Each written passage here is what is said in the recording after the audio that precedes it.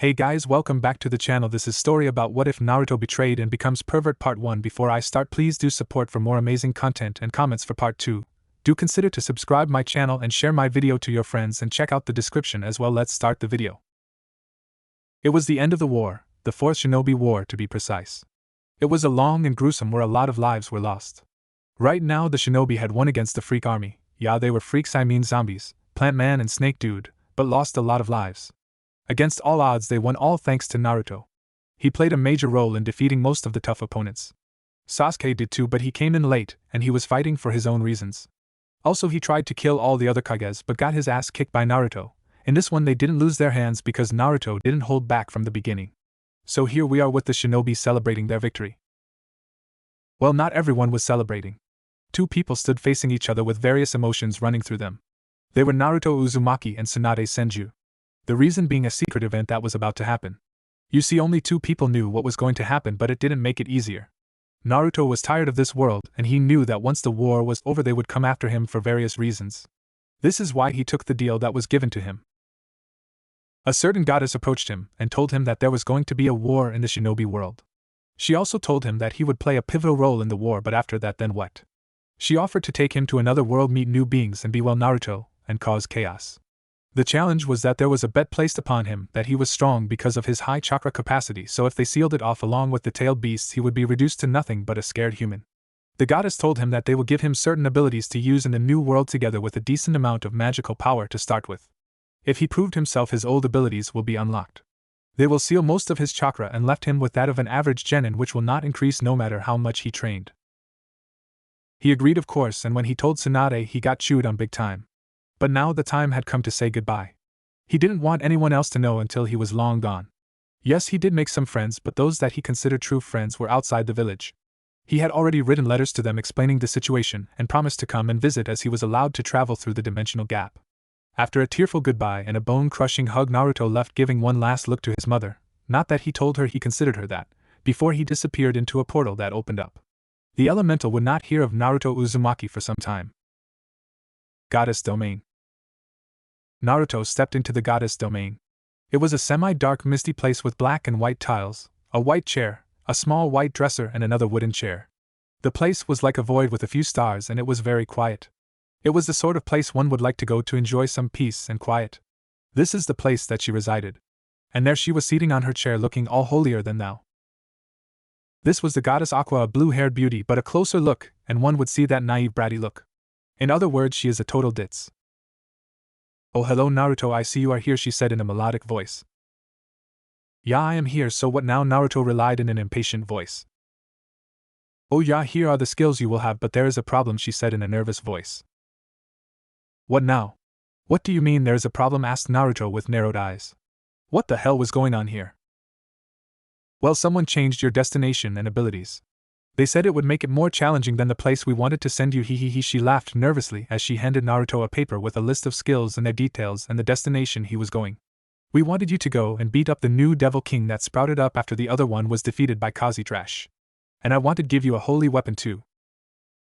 "Kazuvu now? What the hell? What's with these skills? They are trash and they make me look like a total pervert, even worse than that perverted toad. My rotten luck." Naruto slumped to the ground as he imagined what Tsunade would do to him if she found out that he turned into a mega pervert. He studied the skills he had. The Jade Dragon Sacred Gear. Made after the sealing of the Jade Dragon Zirconies. Abilities. User blasts a powerful aura that damages and destroys clothes and armor. It has a power-up ability that activates if the user eats clothing, preferable women's undergarments. Fuck me. Steal. It's a thief skill that lets the user steal an object as long as the object is not carefully guarded or the user is skilled enough to bypass security. Naruto's brow twitched violently as he read what he got. It seems he got screwed big time. He read and reread again until he noticed something in the fine print. His prankster mind started running a million miles per minute as he could see the possibilities that came with these skills. It seems the one who chose these skills did not see the true extent of the skills. He started to cackle like a madman. Well, he is to be a pervert then, fine, but the one who did this to him will pay dearly. But something caught his attention. The play he was going had humans, but it also had devils, angels, and fallen angels. Those were not what concerned him, no. What caught his attention was the minor race, Yukai. Maybe, just maybe, this was the place they came from. Maybe he would meet up with his daughter and their descendants. He would have to do some investigations to make sure he was correct, but he hoped he was. Aqua just looked at the boy, who was laughing like a maniac. Okay, I will go. Aqua blinked, then blinked again. She cleared her ears to make sure she heard correctly. Let me make sure I hear you correctly. You want to go with these skills? She got a short nod before somewhere circles appears below Naruto before he was slowly lifted up. Aqua came and hugged him, weird, before she did something and whispered in his ear, which caused his eye to widen as he disappeared. In a world riddled with war and death, where three main factions rule certain areas, we find extraordinary beings that scare the living hell out of anyone at the mere mention of their names. Among them were Albion the White Dragon Emperor and Drake the Red Dragon Emperor. These two were rivals who constantly fought. They were well known for their destructive capabilities, which left wide-scale mass destruction. There were two other Dragon Emperor known for their unique abilities, but the first two were well known, especially the sacred gears they reside in. But what most people didn't know was there was another Dragon Emperor out there. This one didn't like fighting but chose to terrorize humans just for the fun of it. He didn't go out to kill, no, he was more of a prankster whose victims were usually females. He loved how they reacted, so he took a human form and terrorized the female population. But his fate was like the rest of the Dragon Emperors, being sealed inside a sacred gear. He wasn't angry about it, no. This gave him a chance to get in up close and personal with humans, to experience their day-to-day lives and their feelings. He was disappointed when he didn't get a human while others got theirs. He waited for many years but no luck. That was until he was assigned to this one peculiar human. From that time on he had the most fun ever, and his name spread in ways he didn't expect. Ko Park. Naruto appeared in what looked like a park from what he read about this world. He noticed it was late at night, and also there was pain in his abdomen like he was stabbed. He looked down and saw a light spear stuck in his abdomen. Okay, what the hell? He looked around and saw a scantily clothed woman with black wings. Oh great, a fallen angel, just great, and he just arrived too. Behind him he saw a boy with brown hair who looked at him in fear of what happened to him. His mind started to piece things together. So the fallen was trying to kill this kid and he just happened to be teleported in the path of the spear. What was that stupid goddess thinking? She could have teleported him anywhere, like maybe somewhere safe, or even in the middle of a lake was better than this. Goddess domain. Oops, my bad, said Aqua as she munched on some snacks without a care in the world. Back to the park. Well, this sucked. He was ready to explore this world, but alas, he gets killed the second he arrived. Who the heck heard of that? It's gonna be a joke to those jackasses. Someone was trying to get him killed. Unknown realm. A certain being sneezed before it went back to whatever it was doing. Back to the park. The fallen angel and Issei were surprised by what happened.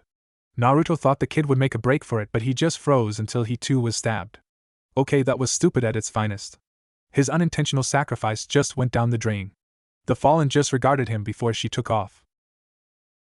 Naruto took out the spear and tried to stop the bleeding, but it wasn't working. His original abilities were sealed off, so no super regeneration from Kurama, and without his chakra he couldn't heal the boy and himself. As he fell down to accept his fate, he noticed a flash of red and saw a redhead girl with big. From his position he got a good view of her. You know what he bade him. His heart suddenly beat so hard he felt the urge to take that piece of clothing he saw. Okay, even when facing death, his perverted side as a result of his sacred gear activated. He noticed her doing something that he identified as turning the boy into a devil. He also felt that he wasn't dying as he expected before he remembered what Aqua gave him.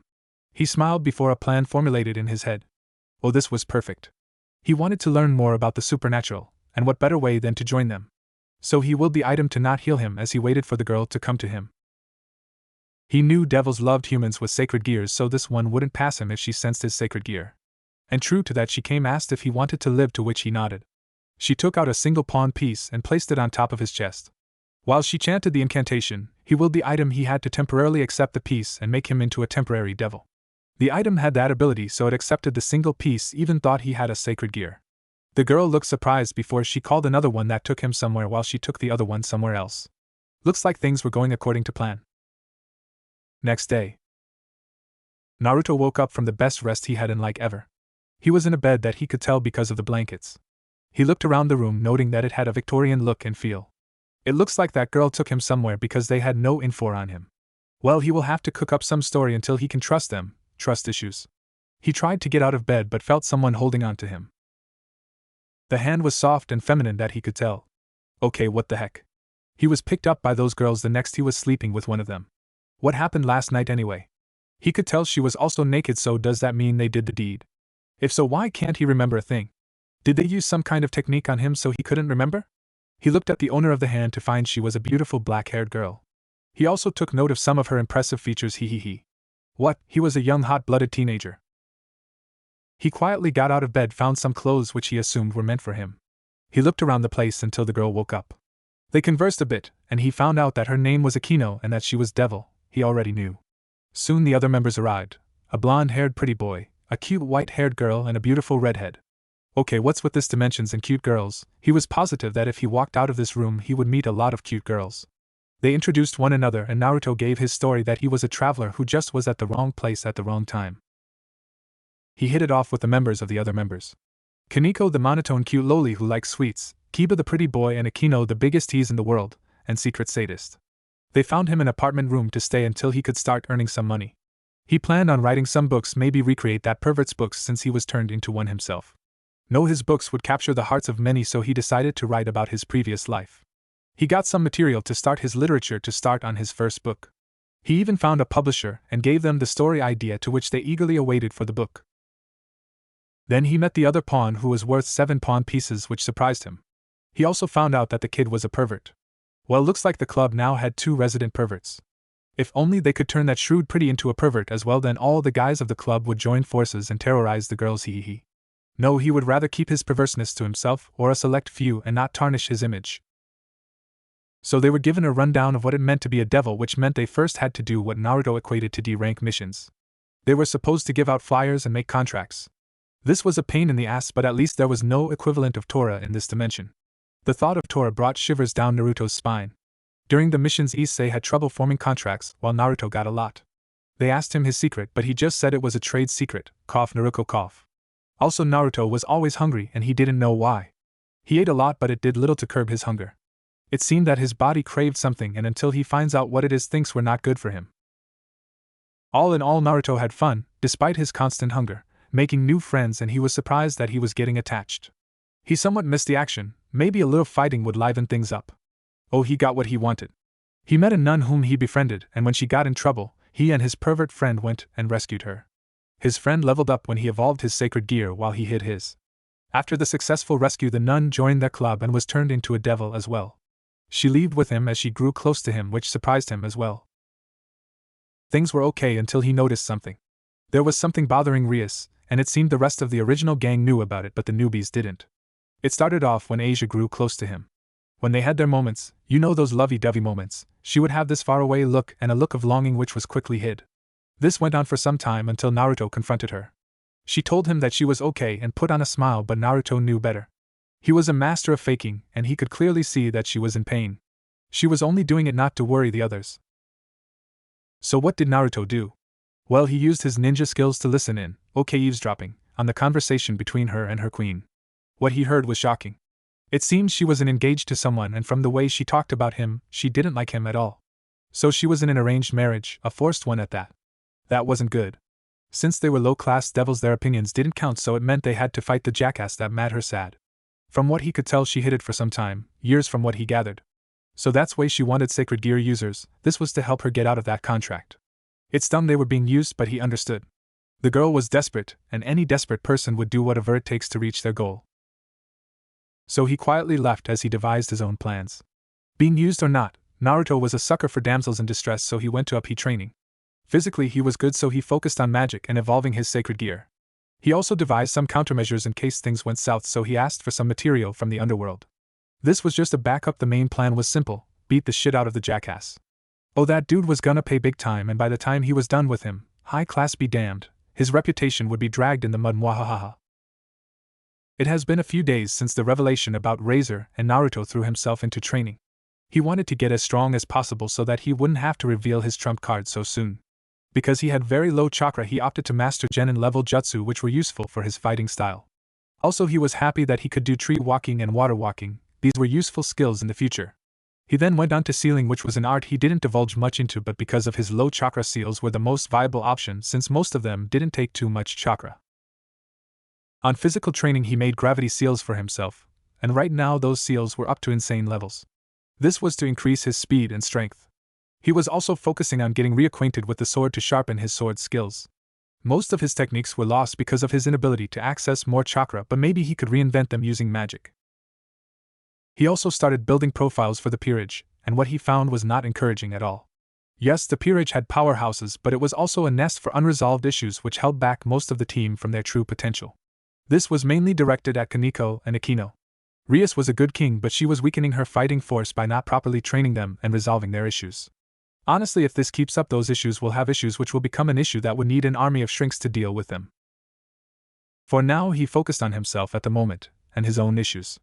He activated his sacred gear, but it also awoke several problems. First was the hunger, which seemed to be unquenchable. Next were his perverted tendencies, which seemed to occur at random intervals. He tried to control them, but sometimes he would unconsciously do stuff only to wake up in unusual positions. This was really starting to bug him. What if this happens when he is at school, or worse, during an important meeting? He's so sorry dude, it's gonna happen a lot. I mean, he woke up in Asia's room sniffing her panties. Luckily she was out. Which leads to the last problem, his obsession with undergarments, especially panties. Whenever he is close to women, he always has the urge to want to see or take their undergarments. That's the reason why these days he put too much weights on his hands and said hands stayed in the pockets. Well, today was the day that jackass comes. How does he know this? Well, simple, Rias paid him a visit last night. She wanted him to take her virginity. Oh, he wanted to very bad. He just wanted to ravish her until she couldn't walk and finish it off by eating her panties. Every fiber of his being was screaming at him to take her. Even his angel conscience seemed to have been corrupted by his dark side, had a flag with the words "bang her" cheering him on. But by sheer force of will he declined because 1. He wanted it to be special, not because she wanted to taint herself to get out of a contract, and 2. Asia was in the next room. So here we are. Naruto was heading the club knowing the jackass was there. He could feel his presence. The guy was strong, that's for sure. It seems that he is not just all talk. Note, he didn't lose his sensory abilities. He was late for the meeting, but he had to prepare to piss off a certain someone. Occult Research Club. Rias was not having a good day. She was going to come clean to the new members of her peerage, but was interrupted by Grafia, who told everyone that she was engaged. The new members were surprised, of course, except for a certain someone who was late. Then he came. The person she hated the most. Razor came and demanded she sit next to him before he decided to be all touchy-feely with her. She just wished something would happen to save her from this situation. Then the door opened and Naruto came in holding some packages, wearing a stupid grin which faltered a moment when he saw what was happening between Rias and the soon-to-be-dead guy. So he decided to take the first step to pissing him off. Grinning like a madman, he went straight for Rias. "Rias, darling. How are you today? Sorry I am late. There was this black cat that crossed the road, so I had to take another route which also had another black cat. It's bad luck to cross where a black cat crossed, I tell ya." Everyone's sweat dropped at the stupid excuses he made. Who would believe that? That person has to be an idiot. "Yeah, I know what you mean, man. I did that this one time, and we got beat up for peeping 5 times that day," said Issei. "Okay, so there are some idiots who would fall for that." The look on Asia's face showed that she agreed too. Okay, maybe not idiots, but naive and gullible. Naruto reached Rias and did something that shocked the whole room, including the Ice Queen, whose eyebrow twitched very violently. He lifted Rias and made her sit on his lap. Issei was crying anime tears, and Asia seemed like she actually wanted to cry but was comforted by Naruto winking at her. Rias was surprised and blushing, and Razor was pissed big time. Evidence, the room temperature increased by several degrees. "Hey moron, what are you doing that my fiancé?" he shouted. "Who does this idiot think he is taking his property from him?" Inwardly Naruto smiled. Step 1 complete, now on to step 2. "Oh hey, I didn't know we were having a party," Naruto said in a cheerful manner, totally ignoring Razor, which pissed him off even more. Era no Naruto-kun, we are not having a party. What gave you that idea?" Akino asked. She was glad he came and did what he did. It threw Razor off balance, and gave Rias time to cool down. Okay, not cooling down judging by the steam coming from her ears. "Okay, so what's with the overgrown chicken over there?" Naruto said while pointing at Razor. Again everyone froze as they stared at Naruto like he was crazy. He just called a high-class devil a chicken, and the dude was right next to him. Razor was now pissed off. No one calls him a chicken and gets away with it. Before he could do anything, however, Grafia interfered. "Please stop antagonizing Razor-sama, and you Rias-sama control your pawn," said Grafia with authority that left on objections. Everyone immediately calmed down, but the look in Naruto's eye told everyone that it's not over. Oh, not by a long shot. Now that everyone was calm, Razor addresses the elephant in the room. "Hey, who are you and what are you doing to my fiancé?" he asked with an angry look. Naruto looked at him with a bored expression before answering, I am the amazing Naruto Uzumaki, and Rias here is my lovely king. As for what I am doing, well, it's a pawn's job to make sure that every need of the king is catered for, hehehe. You know what I mean, don't you? The laugh came out as perverted, which caused Rias to blush at the connotation of the statement, while Razor fumed even more. Outside it was okay, but on the inside, oh shit, panties. Panties. They are so close I can smell the virgin aroma coming from them. Okay, hands, calm down, and don't do anything stupid, please. Naruto stood up and took out the packages he had. The smell hit everyone's noses, and it was a nice, well-fried chicken. He started passing it along to his friends, and when he got to Razor, he almost gave him some before withdrawing. He took a separate package and gave it to Razor. The dude opened it up and his brow started to twitch violently. It seems this Uzumaki kid was trying to get under his skin, and it seems to be working. What the hell is this? He demanded as he threw that package away and looked at Naruto with wisps of flames licking out of him. It's birdseed, what do you think? Answered Naruto as if it's obvious. You could hear muffled laughter from the members of the ORC when they realized what Naruto was actually implying. I know it's birdseed, you idiot, but why did you give it to me? Isn't it obvious? You can't eat your kind after all. What are you, a cannibal? Plus I think that's your cousin Larry in there, and you don't want to eat your cousin, do you? Oh man, it's so easy to piss of this guy. Perhaps he should add some bird puns to the mix. Now what he has is enough to piss him off. Little by little Razor was losing his cool. This no-name punk was making fun of him and his family. He just wanted to kill the brat, but with the strongest queen in the room it would spell disaster for him. So he went back to trying to convince Rias to accept their marriage. Rias kept shooting him down, saying that she would fight the contract if it's the last thing she does. On the sidelines, Naruto was initiating a conversation of his own with the others. Hey guys, I just realized something. Phoenixes are birds, right? So is it ideal to call this guy a bird brain? Naruto asked with a confused look, fake of course. Issei cracked under the pressure and burst into laughter. Oh man, ahaha, that's a good one. Bird brain, classic man. So of the others joined, even the monotone Kaneko was laughing even if she tried to hide it. Do you guys know what's one of the most pathetic creatures is when it comes to courting females? A rooster. I mean, look, it makes its advances and it gets shot down. So what does it do? It chases the female chicken until it gets what it wants. It actually forces itself upon the hen. Dude, a rooster can run when it wants to get some, and that's absolutely pathetic to me, commented Naruto, as he stared at Razor, making sure the guy heard him. Said rooster, I mean. Razor looked at Naruto and growled. Are you insinuating that I am a rooster? Oh, did I say that? I didn't say that, but the situation proves my point. The girl is refusing you and you are chasing her, trying to force her. To me that's rooster character if I have seen one, Naruto said with a grin plastered on his face. To be honest, he liked this new attitude of his even though it had its issues. It's so fun pissing people off. Razor decided it was enough and told Rias that she would marry him whether she liked it or not. He really wanted to get out of here before that pawn made any comments that would make him do something he would regret. And why is Grafia not interfering when that pawn insults him? Rias refused, of which Grafia said that the issue would be decided by a rating game. Razor went on to call his entire peerage, which showed he had a complete set of which all of them were female. Issei cried anime tears, saying that his dream was already taken by another person. Rias looked actually a bit shocked when she saw that they were outnumbered, and so were most members of her peerage. Grafia looked at the situation with a critical eye. She could see the uncertainty in Rias' peerage. She wanted to see how that loud mouth was reacting, but was surprised to see him grinning like a man. She knew he would make another absurd comment. Haha, you see. I told ya he is a rooster. How many roosters stay in a chicken coop? Answer 1, because he boots out the others or makes them submissive. He then claims all the females as his own. That's just like this guy over there, classic rooster move by making an all-female peerage. Razor wanted to boast, but the kid drained that out of him. Every move he makes, the kid finds a way to insult him. Hey, don't insult our king like that, shouted one of the Lolas there, as she tried to defend their king. Naruto held a contemplative look as he looked at the peerage. You know, I also just realized something. If the clan inherited the phoenix healing ability, maybe they also inherited a few bird traits, you know, like the 5-second rule when it comes to mating.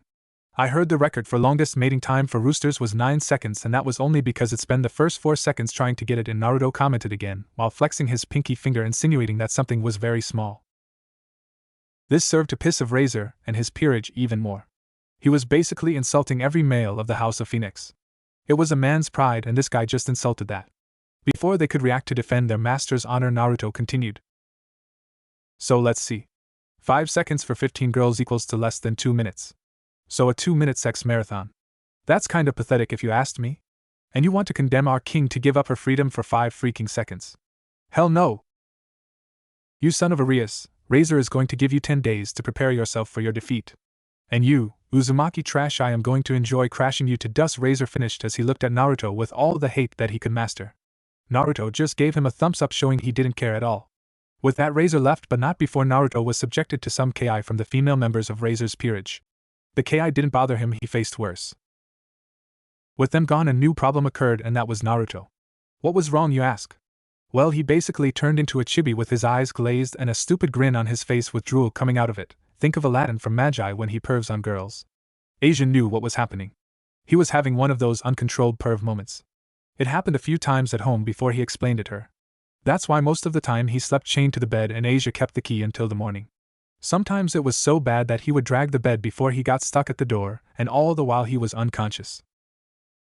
Naruto started to walk like a zombie towards his target, Graphia. Asia called everyone to stop Naruto before he does something stupid.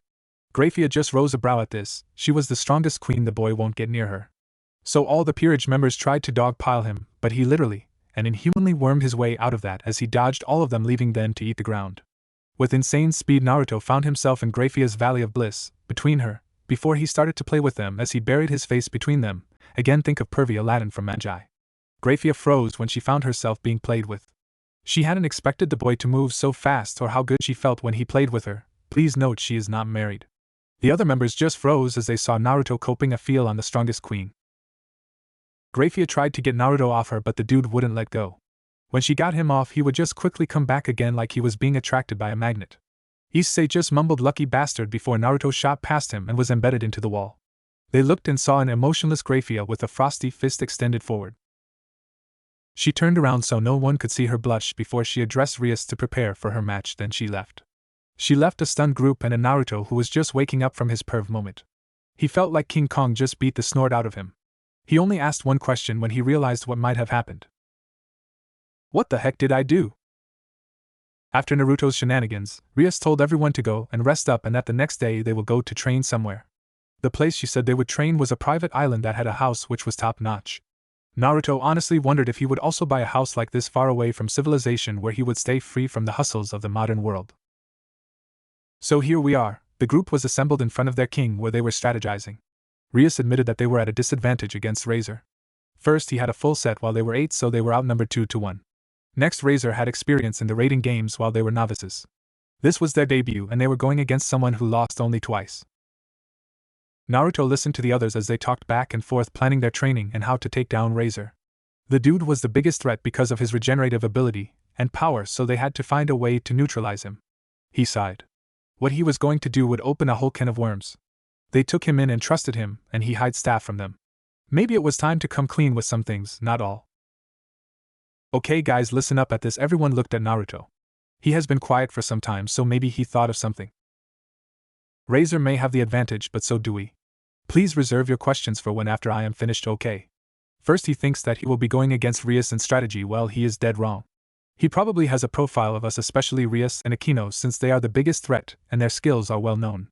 So I will come up with a strategy to beat them. Secondly, he is going to treat this like a game, but for us this is war for our survival.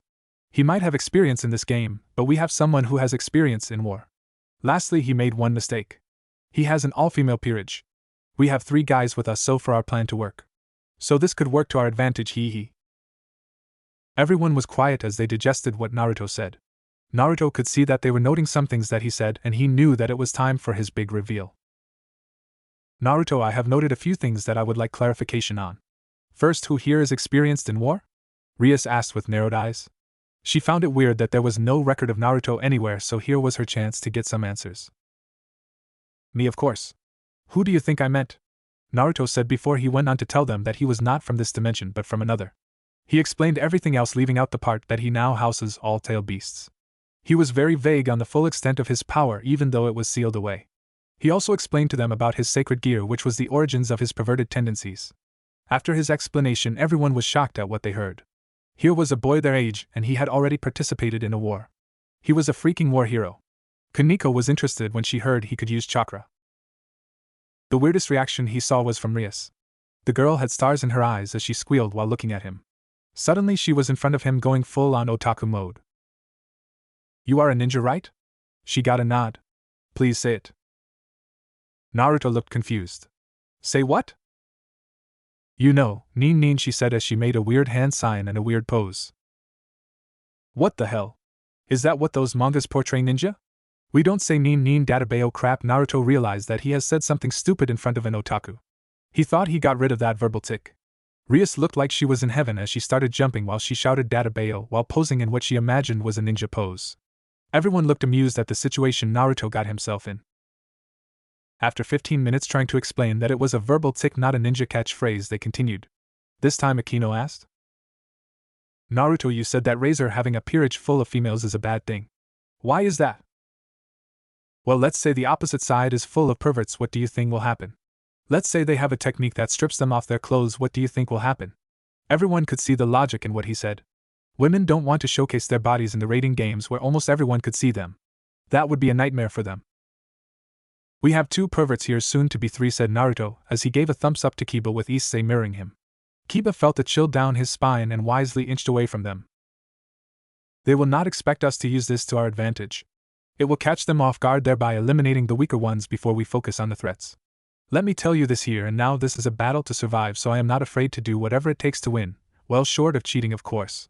Even though I don't like it, I am going to go full on pervy on them. The others looked at him like he was crazy. He made sense, but sacrificing one's dignity to win was a stretch.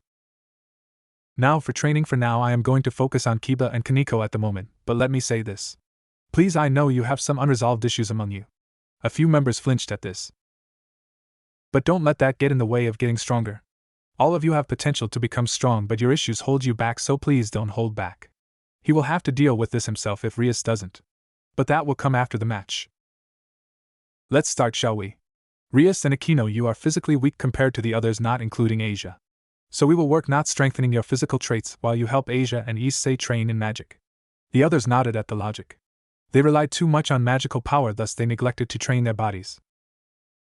Kaneko and Kiba, you rely on the strengths given by your individual pieces. You neglect to fix the weaknesses of said pieces, hence your weaknesses are already known.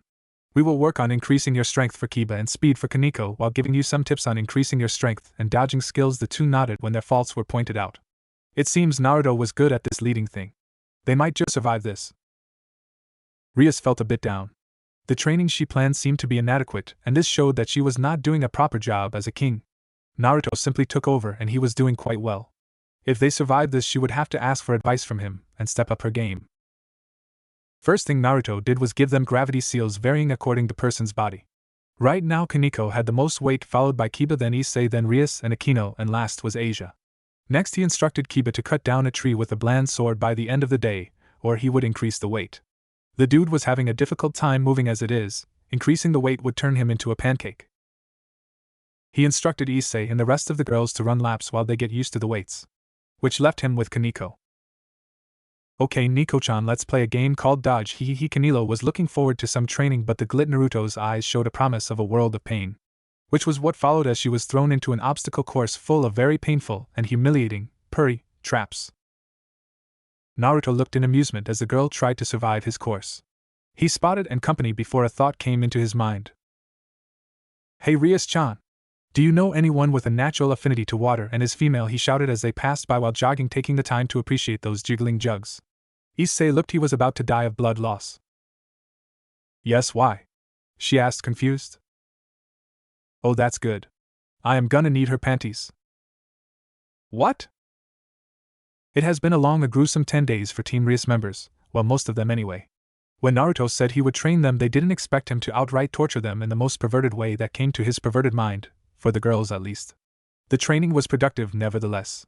Say what you will about Naruto, pervert, molester and whatever, but the bottom line is Naruto knew how to train a person. Rias doubted that they would gain much in 10 days. She had planned to focus on Issei and Asia since they were way behind in terms of combat, while others did their own thing to get stronger. She on the other hand would come up with a strategy to defeat Razor. But Naruto threw that out of the window. The training he devised for them was most beneficial.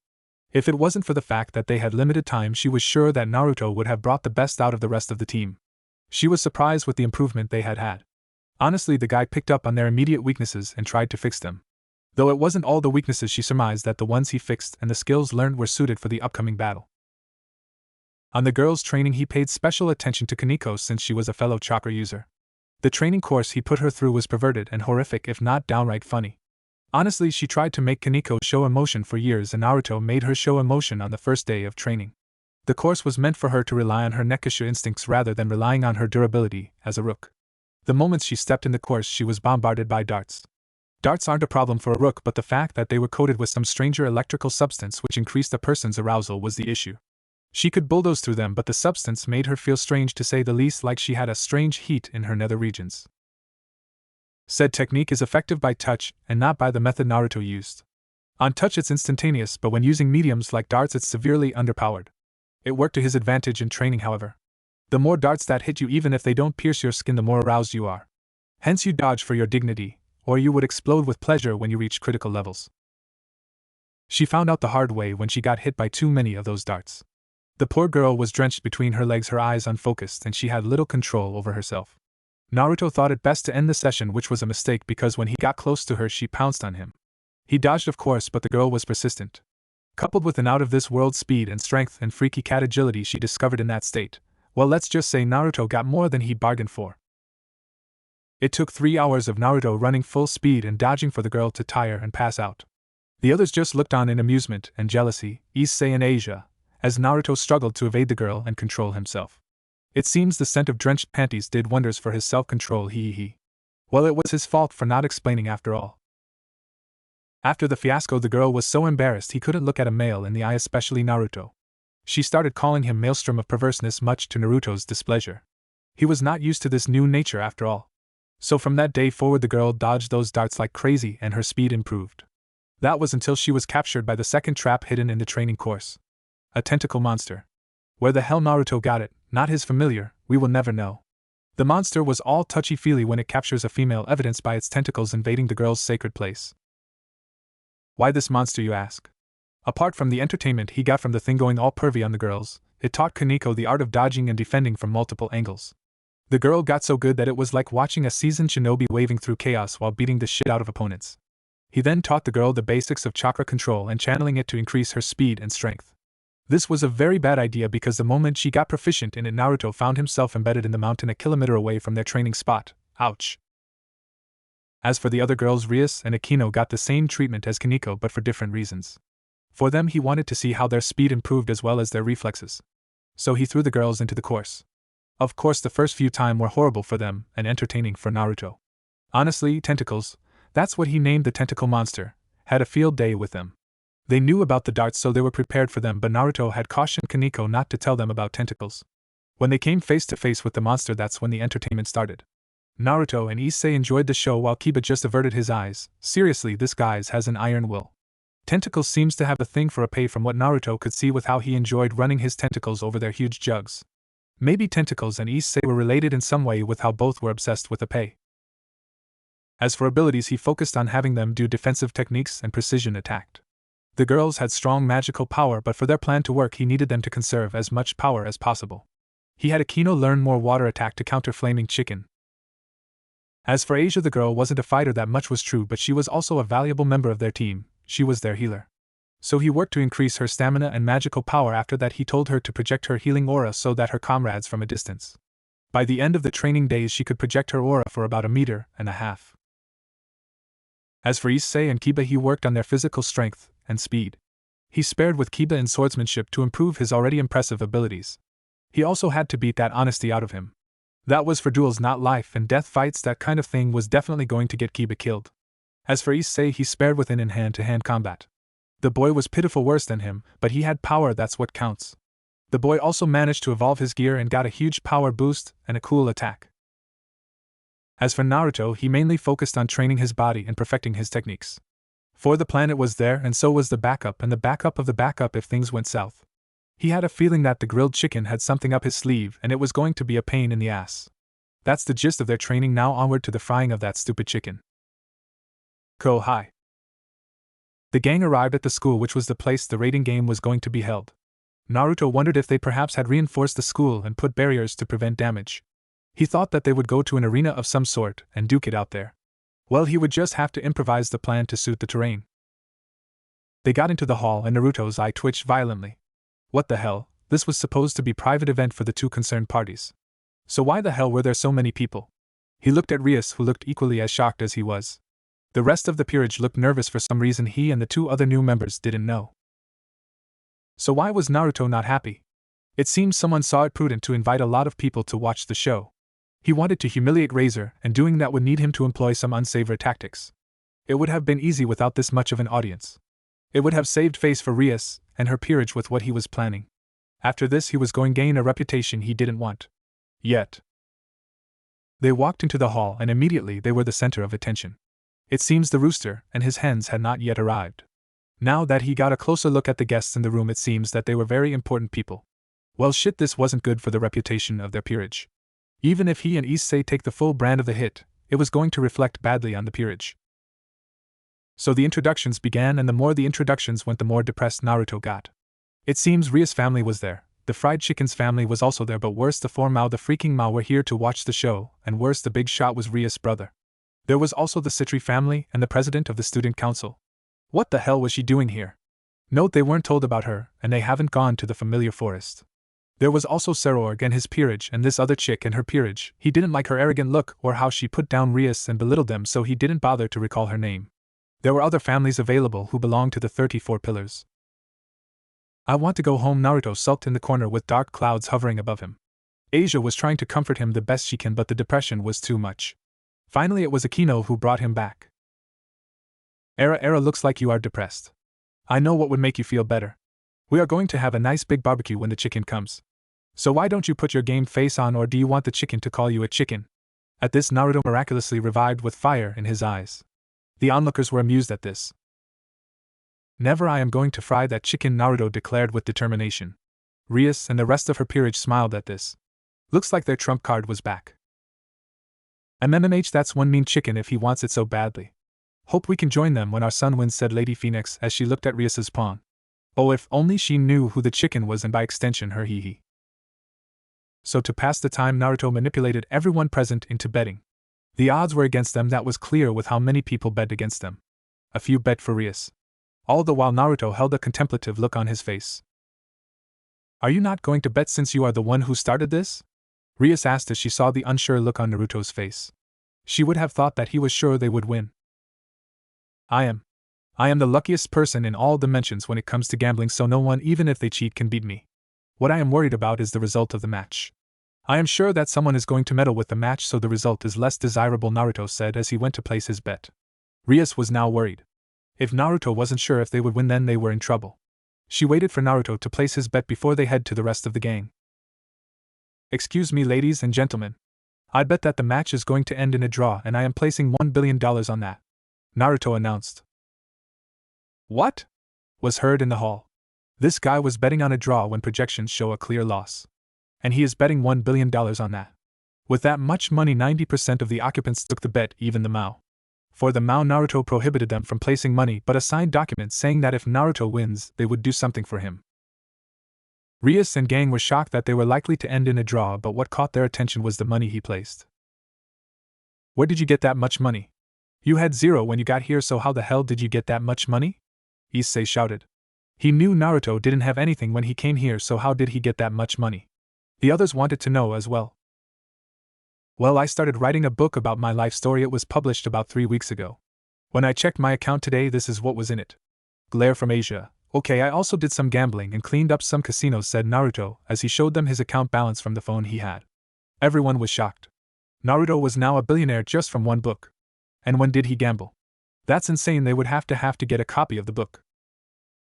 I saved some autographed copies for you guys. I just got caught up in a lot of things and forgot, he as he scratched the back of his head.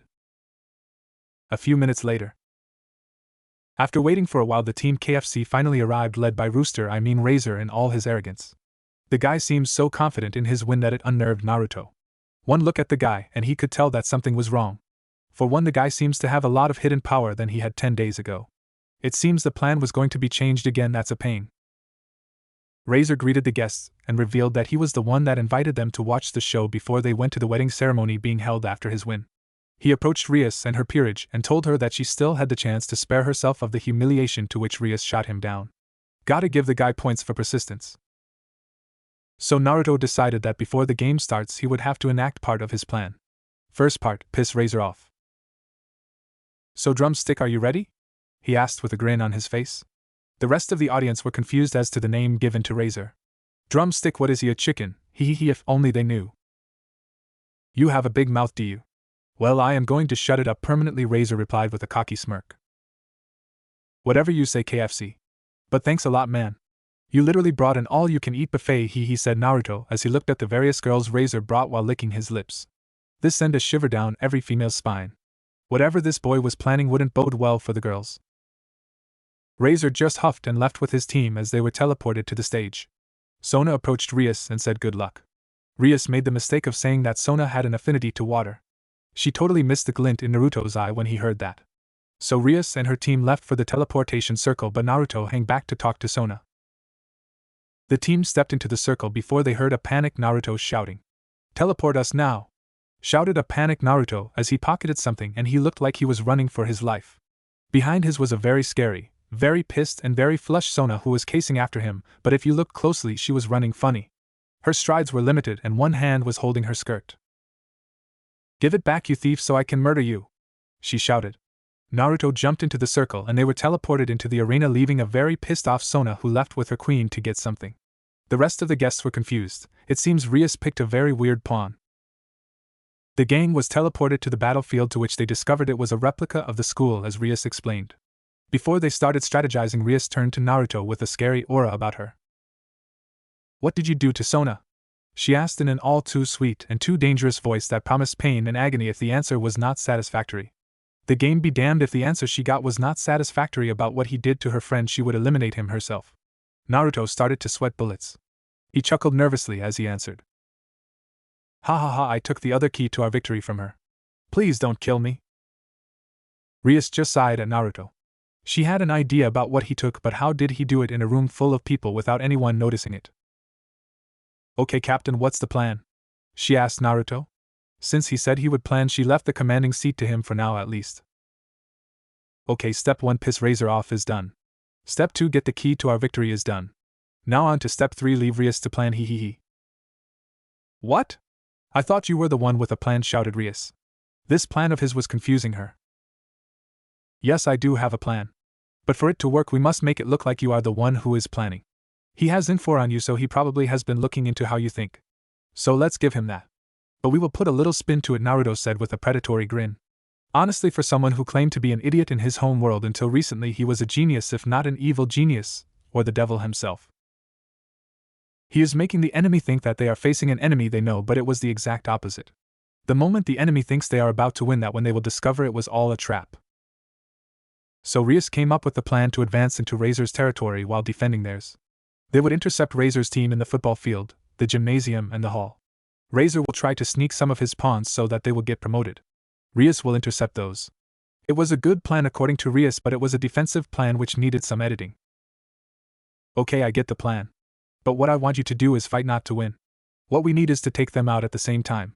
So we lure them in the field where we can try to take most of them out. What we need is not to waste our power until we fight Razor, and trust me, from what I can tell, it might take all of us to beat him. So when you engage, fight them, piss them off, then retreat. After that, leave the rest to me. And remember, don't eliminate any of them, we need them until they serve their purpose. Okay, this was a crazy plan. What the hell was he planning to do with those poor girls? Okay, what about the pawns looking to be promoted? This time it was Akino who asked. If he wanted all the girls not eliminated, what do they do about those pawns? Let them get a promotion. The more power they have, the better, Naruto replied as if it was not a matter of concern. The others looked at him like he was crazy. What the hell does the enemy getting more power make it better for them? They were now starting to reconsider letting Naruto lead this operation. Now let's get the show on the road, shall we? Naruto declared with a maniacal grin plastered on his face. Okay, now they were almost feeling sorry for those poor girls. Guest viewing room. Ladies and gentlemen, welcome this prestigious rating game. In the blue corner we have Team Rias.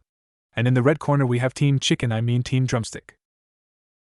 What the hell is wrong with the announcer insulting our son's team like that? Asked a very angry and somewhat embarrassed Lord Phoenix. Note: Graphia is not the announcer. I don't know. I wanted Graphia to do the announcements, but this guy insisted, answered Cerzex. He found it weird that this guy insisted on being the announcer, but he didn't pay that much attention to it.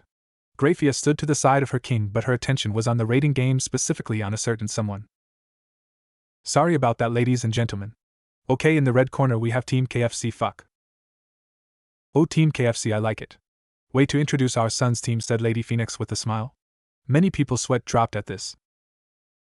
Lady Phoenix, how long have you visited the human world? Asked Seraphol. About 200 years ago. Why? She asked. Well, KFC is not a cool name at all. It means Kentucky Fried Chicken, he answered Seraphol as she laughed nervously. Lady Phoenix processed what was said before she blew a gasket. What? Who has the audacity to insult my son like that?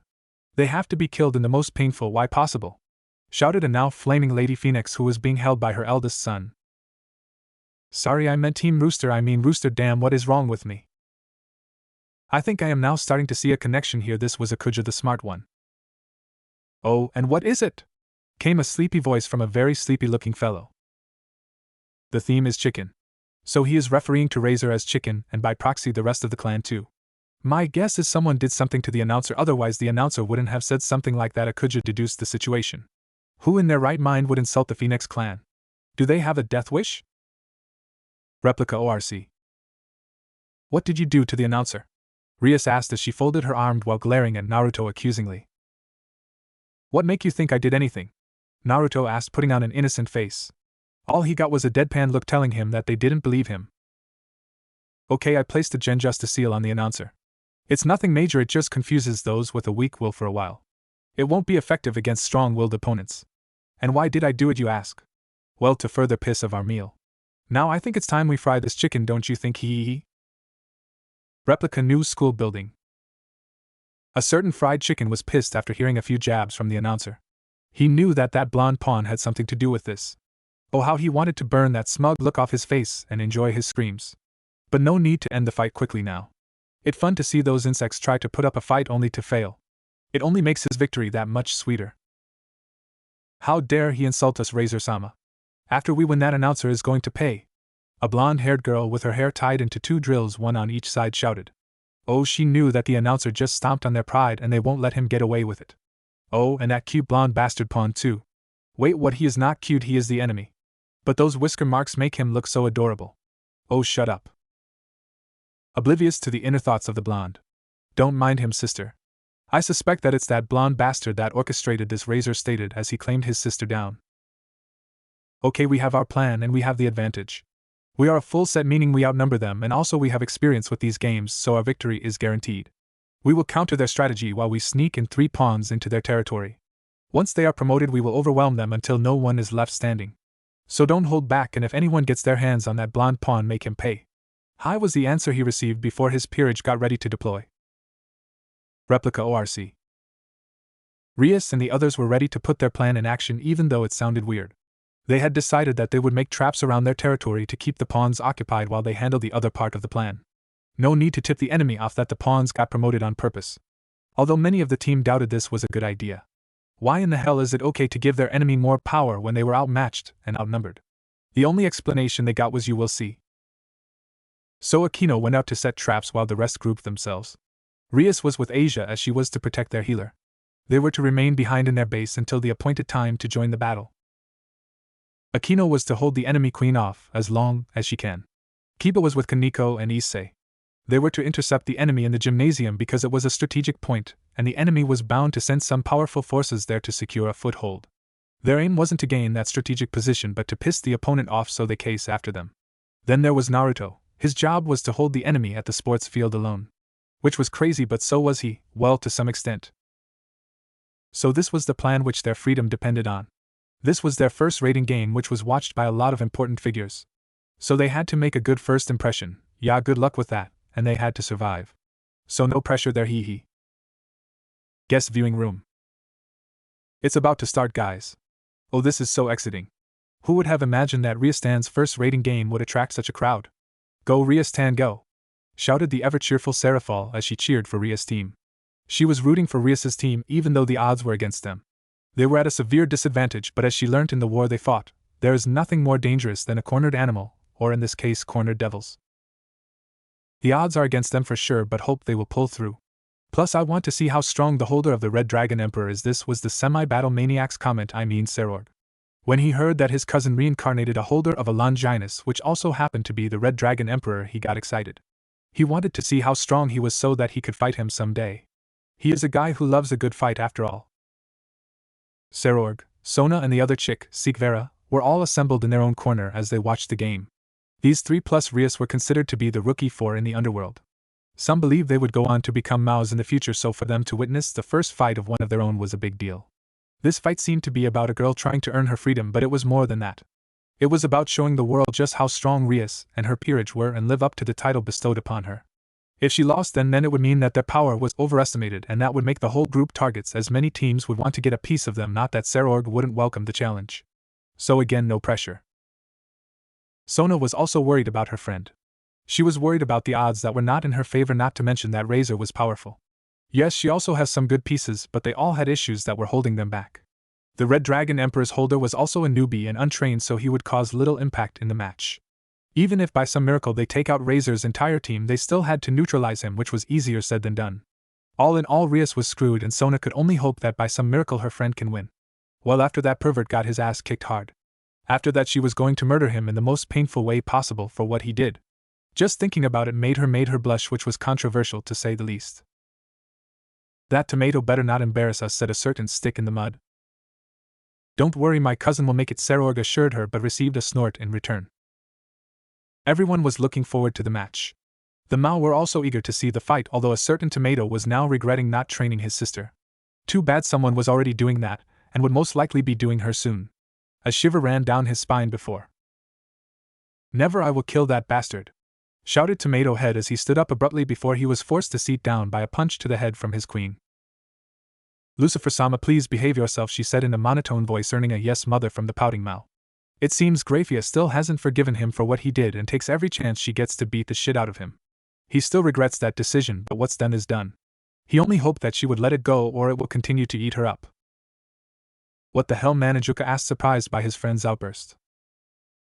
"I just had a bad feeling someone was about to violate my precious Rias Tan. Nobody does that to my sweet sister and lives. So what do you say?" "Up for some hunting, old friend," he replied Tomato as his features took a devilish look and a dark aura manifested around him. Everyone in the room had one thing on their mind.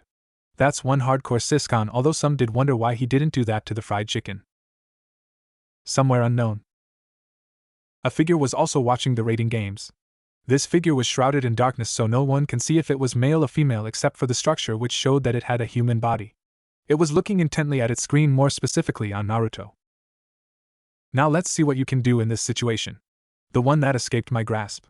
Soon I will take you as payment," the figure said in a distorted voice, but you could hear the frustration and anger in its voice. Rating game. The games had officially started and everyone was doing their assigned duties. Team Rias was following through on the plan while Team KFC was deploying their counterplan. Akino was laying low waiting for the enemy queen to show, while also monitoring the 3 pawns that had stumbled into their trap field. Rias and Asia were hanging back for now until the time was right. Team Kiba headed for the gymnasium while Naruto headed for the sports field. They were sure that Razor had divided his forces to intercept them at these specific points, which was what they wanted.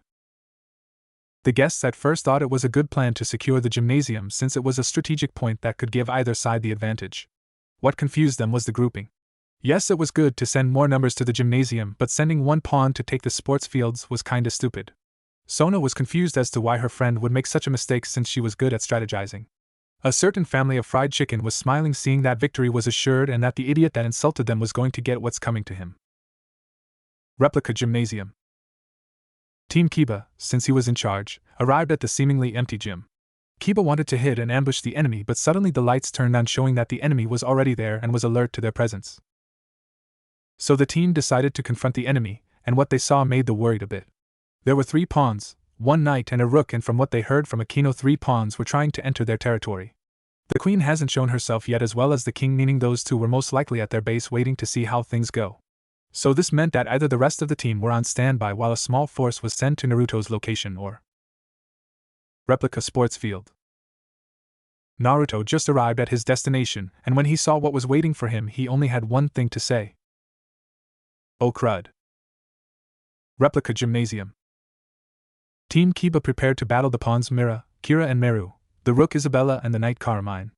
Kiba would take the knight, and Kaneko would take the rook, while the rest were left for Issei, who complained, but when he thought of Naruto's predicament, he steeled himself. But not before muttering a not-so-silent prayer for Naruto. "Oh, may the pervy gods receive my fellow pervert's soul, as he will be sent to you by so many beautiful women," muttered Issei with tears streaming down his face. "I heard that," shouted Naruto through the communication link. And so Kiba started off by challenging the pompous knight by exploiting her honor. He drew his sword while she drew a flaming sword, and the two clashed. At first it seemed that they were at a stalemate as they matched each other strike for strike. Carmine decided to go for speed as she blurred out of existence, surprising Issei by the speed she moved at. She appeared behind Kiba and went for a vertical slash which was blocked, surprising her. Kiba just smirked. That hellish training Naruto put him through paid off. Carmine shook her shock off before she disappeared again and tried attacking from different angles, but was met with the same result, which frustrated her. She was frustrated even more when she noticed that her opponent was using just one hand and he was matching her strength WHI8, the other hand was in his pocket. This pissed her off, and a pissed-off knight tends to make mistakes. Isabella engaged Kaneko in hand-to-hand combat. Both fighters were throwing fists and kicks at each other, which met in the middle, creating some bits of shock waves. Isabella then tried to use her height advantage to overwhelm the smaller fighter, but Kaneko used her cat-like agility to wiggle away and evade her attacks. This went on for a while, frustrating the Isabella as she couldn't finish her opponent for the glory of her master. Kaneko just kept her usual monotone face, making it seem like she was bored, which she was. This served to further piss off the opponent, who thought they had the advantage. Kaneko then did something that shocked those present, bar her team and the viewers. She moved at knight-level speeds and punched her opponent in the face. Said opponent found herself embedded in the walls of the gym, seeing stars and other weird creatures circling her head. She wasn't knocked, but so she was still in the game, but this slowed her down for a bit. Her rook durability didn't do jack to keep her from taking damage. "Oops, might have overdone it a little, we still need her," commented Kaneko as she looked at the battle Issei was fighting while she waited for her opponent to recuperate. Guest viewing room. Everyone was surprised by the show of skill Ria's team was showing so far. "Did you see the speed that rook moved at? That was knight-level speed, which should be impossible for rooks," commented one astonished guest. Most of the rooks from different peerages among the guests were impressed by Kaneko's show of speed and strength. They were all wondering what kind of training she went through to get this strong and fast. The knights were also impressed by Kiba's show of strength and skill. The conclusion everyone got was that these two were holding back way too much, and they were not even hiding that fact. The other members of the Rookie Four were amazed by the display Rias's peerage was showing. Sona was surprised the most. She knew they were strong from the occasional spars they had, and she knew that her pieces could match Rias. But this was a surprise to her. When and how did they get this strong? Serord was grinning like a madman at the show of strength his cousin's peerage was showing, and also at the prospect of getting a good fight. Sikvera just snorted at this. The Mao were also impressed Serzex even more. From the training his sister's pieces got, they didn't show this much skill and strength. It made him wonder who trained them and how much they have grown. He only wished he had done more to train them and his sister like a proper big brother. Back to the fight replica gymnasium.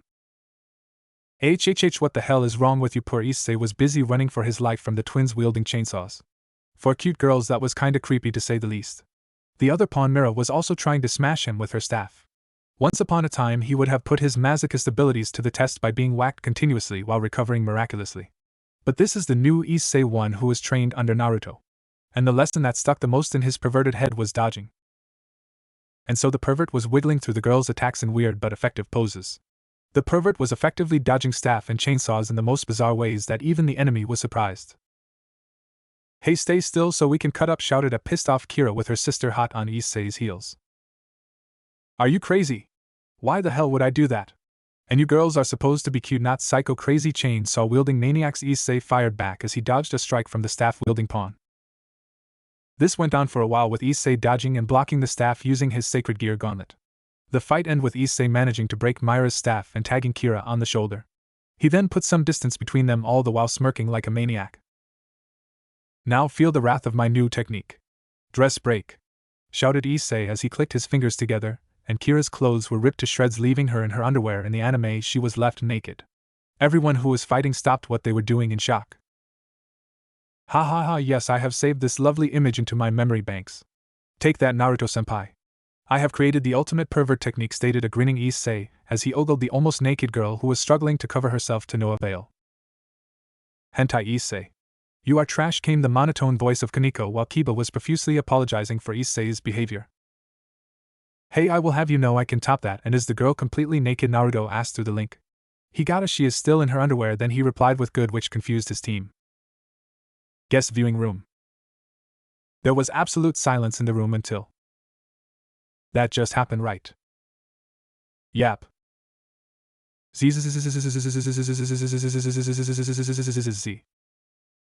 Wake up, you jackass. Back to the fight. The enemy was now officially pissed off. This was evidenced by the KI that was emitted by the girls. The naked girl was the first to chase after Issei with intent to kill.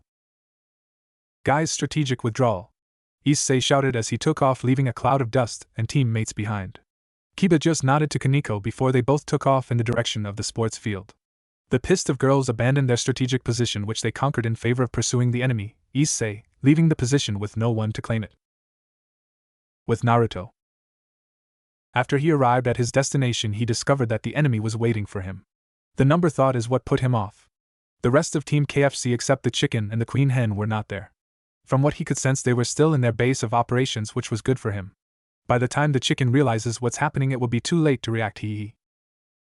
So he was dealing with one knight, one rook, two bishops and two pawns. The rook looked strong from the way her power was and the way she carried herself. So how to handle this? Well, he could instigate an all-out brawl with all of them or take them on one at a time while he waits for the rest to fulfill their part of the plan. Oh my, look at this, we have ourselves the rude pawn who insulted our family. Honestly, what was Ria-sama even thinking, wasting a piece on someone like you? Maybe she did it out of pity. You look like a commoner among the commoners, said a girl who felt like the fried chicken but weaker. So there is another fried chicken here and it's a she. Oh, this is so good. Hey miss, stick in the mud, I will have you know chicks dig my look. And beside, who are you to talk to me like that? If you want to go at it, be my guest. Naruto shouted back with fake anger. Oh, my apologies, I don't fight, and certainly not with commoners like you, she replied haughtily. Who said anything about fighting? I said if you want to go at it, if you know what I mean, Naruto fired back with a pervy grin while wiggling his eyebrows. It took a few seconds for the girls to realize what he meant, which sparked that righteous female fury. I don't think it righteous among female devils. Oh, this pervert was gonna die slowly and painfully. Another KI broke through the pocket dimensions barrier and settled on Naruto full force, although he was not fazed. He could only assume it's the girl's parents. The nerve of you asking a maiden such as myself to do that with you, stuttered the red-faced girl, which got Naruto to raise a brow. Before he could continue, the rook stepped forward. Miss, allow me to pummel him into the ground for you. This one was wearing a revealing Chinese outfit with a nice rack from what he could see. She sorta reminded him of 1010, so he dubbed her 1010 wannabe. Okay, so one at a time it is. The girl rushed at him with impressive speeds, her fists igniting in flames as she tried to hit him. The girl was good with her Chinese martial arts, and her flaming fists would have been a problem for most people but not him. So he was merely blocking and dodging her as he studied her while buying time. Said girl, Shui, was getting frustrated. He was only just a pawn with no sacred, they didn't know, so why was he being difficult to defeat? She decided to switch things up as she added a few kicks, hoping to hit the bastard. She got the desired effect when she nailed him in the face, eliciting blood to come out of the pawn's nose. She smirked as she tried to retract her leg, only for it to be caught in an iron grip, which surprised her. She tried to pull her leg, but the pawn wouldn't budge. The pawn slowly shifted her leg a bit upward, showing his bloody nose. She expected to see anger in his eyes, but she saw made her squawk. The boy wasn't angry, and he wasn't even looking at her face. So where was he looking? Under her skirt, with pervy grin plastered to his face as more blood gushed out of his nose while her appreciated her undergarments. Iowa, squawked the girl as she miraculously pulled her leg away and got some distance while covering her undies. Her face was beet red from embarrassment. Nice undies, girl, you've got good taste. Now would you mind handing them over? Said a now pervy Naruto while he was making a bring them motion with his hands. Said girl took a few steps back while Naruto took a few steps forward. He would have taken more had he not been forced to dodge a blast of energy from the other bishop.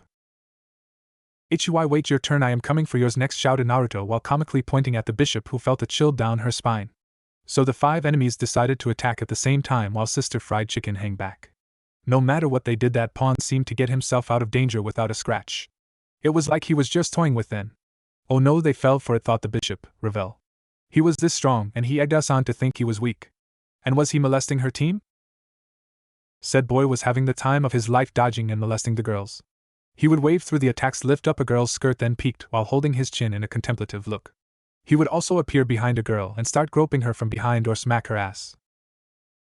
MMH, nice choice of panties, bouncy and firm asses. Yap, fried chicken sure knows how to pick them, hee hee. Now young lady, your panties, Naruto stated while looking at Shuei with a pervy grin. In his head, please don't let Granny Tsunade find out, or I am dead meat. Elemental Nations. A certain big boobed former Kage, after the fourth took back the chair, felt the urge to kill a certain blonde head whisker faced knucklehead. For what reason she didn't know, but what she knew was when he comes back he is so dead. Then she went back to arguing with a certain family and people about Naruto's location. Back to the fight.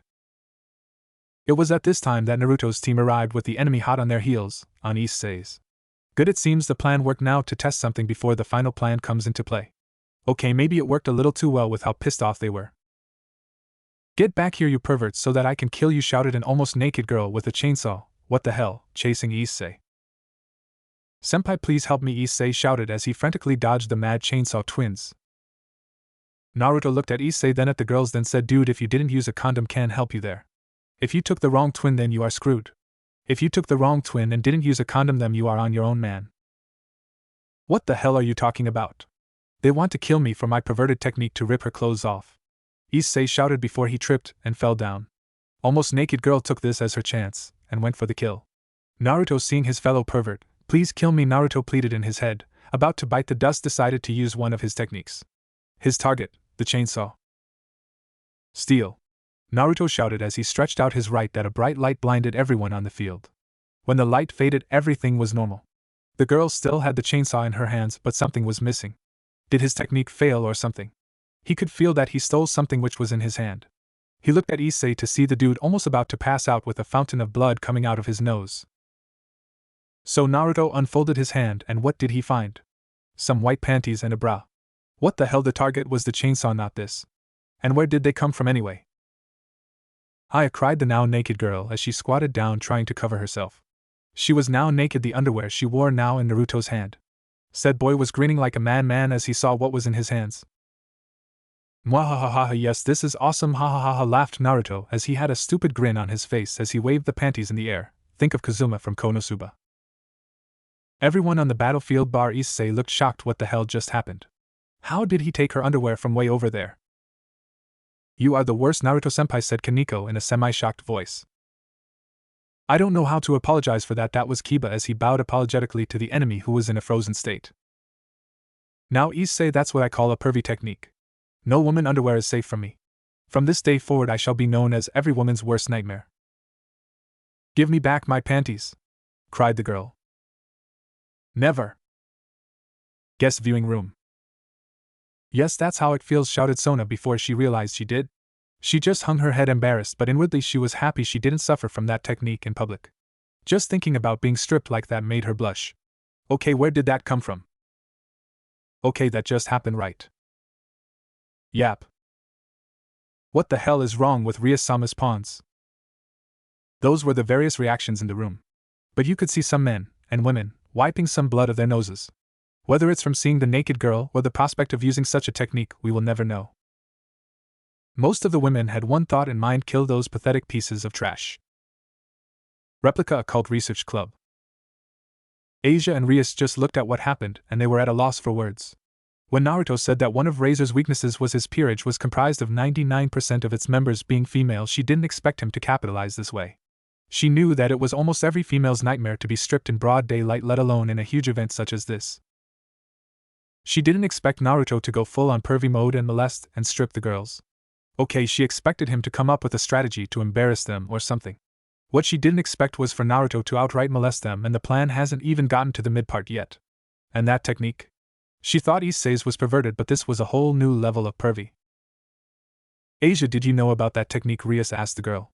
She spent more time with Naruto than anyone in the club, and to be honest with herself, she was a bit jealous, especially seeing that Asia was developing feelings for Naruto. Yes, it's a technique that allows the user to steal anything as long as it's not too big or closely guarded. He practiced it by stealing fruit from the fruit bowl and other small things. When he tried stealing a knife from my hands, he took my panties, she said the last part with a huge blush as she remembered how she was stripped, or how Naruto almost went nuts from the scent of her panties. It seems that when it comes to women, he only steals their undergarments no matter how hard he tries. For males it works just fine, Asia finished her explanation as they continued to monitor the situations that were occurring. Rias just nodded with a thoughtful look, but on the inside she was crying rivers of tears. Her first rating game, and everyone now thinks she has a weird bunch. Way to throw her dignity down the drain. Replica new school building. Wow, what a show, ladies and gentlemen, we got a feast for the eyes. Damn it. Sorry about that. One of Razor-sama's pawns has retired due to public indecency. Oh, come on. Razor was pissed. No scratch that he was downright livid. He prided himself in his girls and that they belonged to him, and only him. He was the only one allowed to touch them and strip them naked. Now these two buffoons just stripped one of his girls naked in front of every important guest he invited. To make it worse, that stupid pawn was molesting his girls. Well, time to bring out the big guns. Yubelina, go show them why you are known as the Bomb Queen, he ordered his queen to enter the fray. Hi, Razor-sama, the Bomb Queen took off with the intention of blowing someone to bits. Back to the molesting fight. The members of Team KFC were in a state of shock as they saw that one of them asked to be removed after she was stripped naked. Their shock increased even more when they saw Naruto take the panties and took a huge whiff of the scent before he sighed in satisfaction. It sent a shiver up their spines. Ah, now that's the staff. Now for the rest of your panties, Naruto shouted with a crazed look. Razor's team composed themselves before all of them bar little sister Chicken decided on the way forward. Because there was no superior appointed when they were deployed and Razor wasn't communicing with them, they were left to their own devices, hence no solid strategy. So the girls decided to forget everyone else and eliminate the biggest threat on the field. Naruto. Naruto, seeing all the girls look at him with dark murderous auras, laughed nervously. Hey girls, what's up, he said bashfully while scratching the back of his head. The answer he got was the sound of a sword cutting through the air heading for his neck. He quickly ducked under the swing from the pissed-off knight. Hey, you almost took my head off. Don't you know that swords are dangerous? Naruto comically shouted. He then dodged a flaming sword from the other knight. Before he could retort about sword being dangerous, he was forced to dodge an earth-shattering kick from the 10-10 wannabe. This was followed by the other rook getting in front of him, then threw a few punches which Naruto dodged. He jumped back to survey the situation only to see that all of the enemy girls were after him, while his team seemed to be watching from the sidelines. What the hell? MMH, it seems they are all after Naruto-senpai, came the ever-monotone voice of Kaneko, who was standing beside Skiba. She had reverted back to her default setting, but if you look closely, one of her hands was staying as close to her skirt as possible to protect her precious. Yeah, it seems so. Well, it's good they did, we can buy more time this way, replied Kiba. Guys, I need a little help here, shouted Naruto as he dodged some magic shots from the other bishop. All he got was a big fat no from Kiba and Kaneko. And Issei, what was he doing anyway? Yago, Naruto-senpai, I believe in you.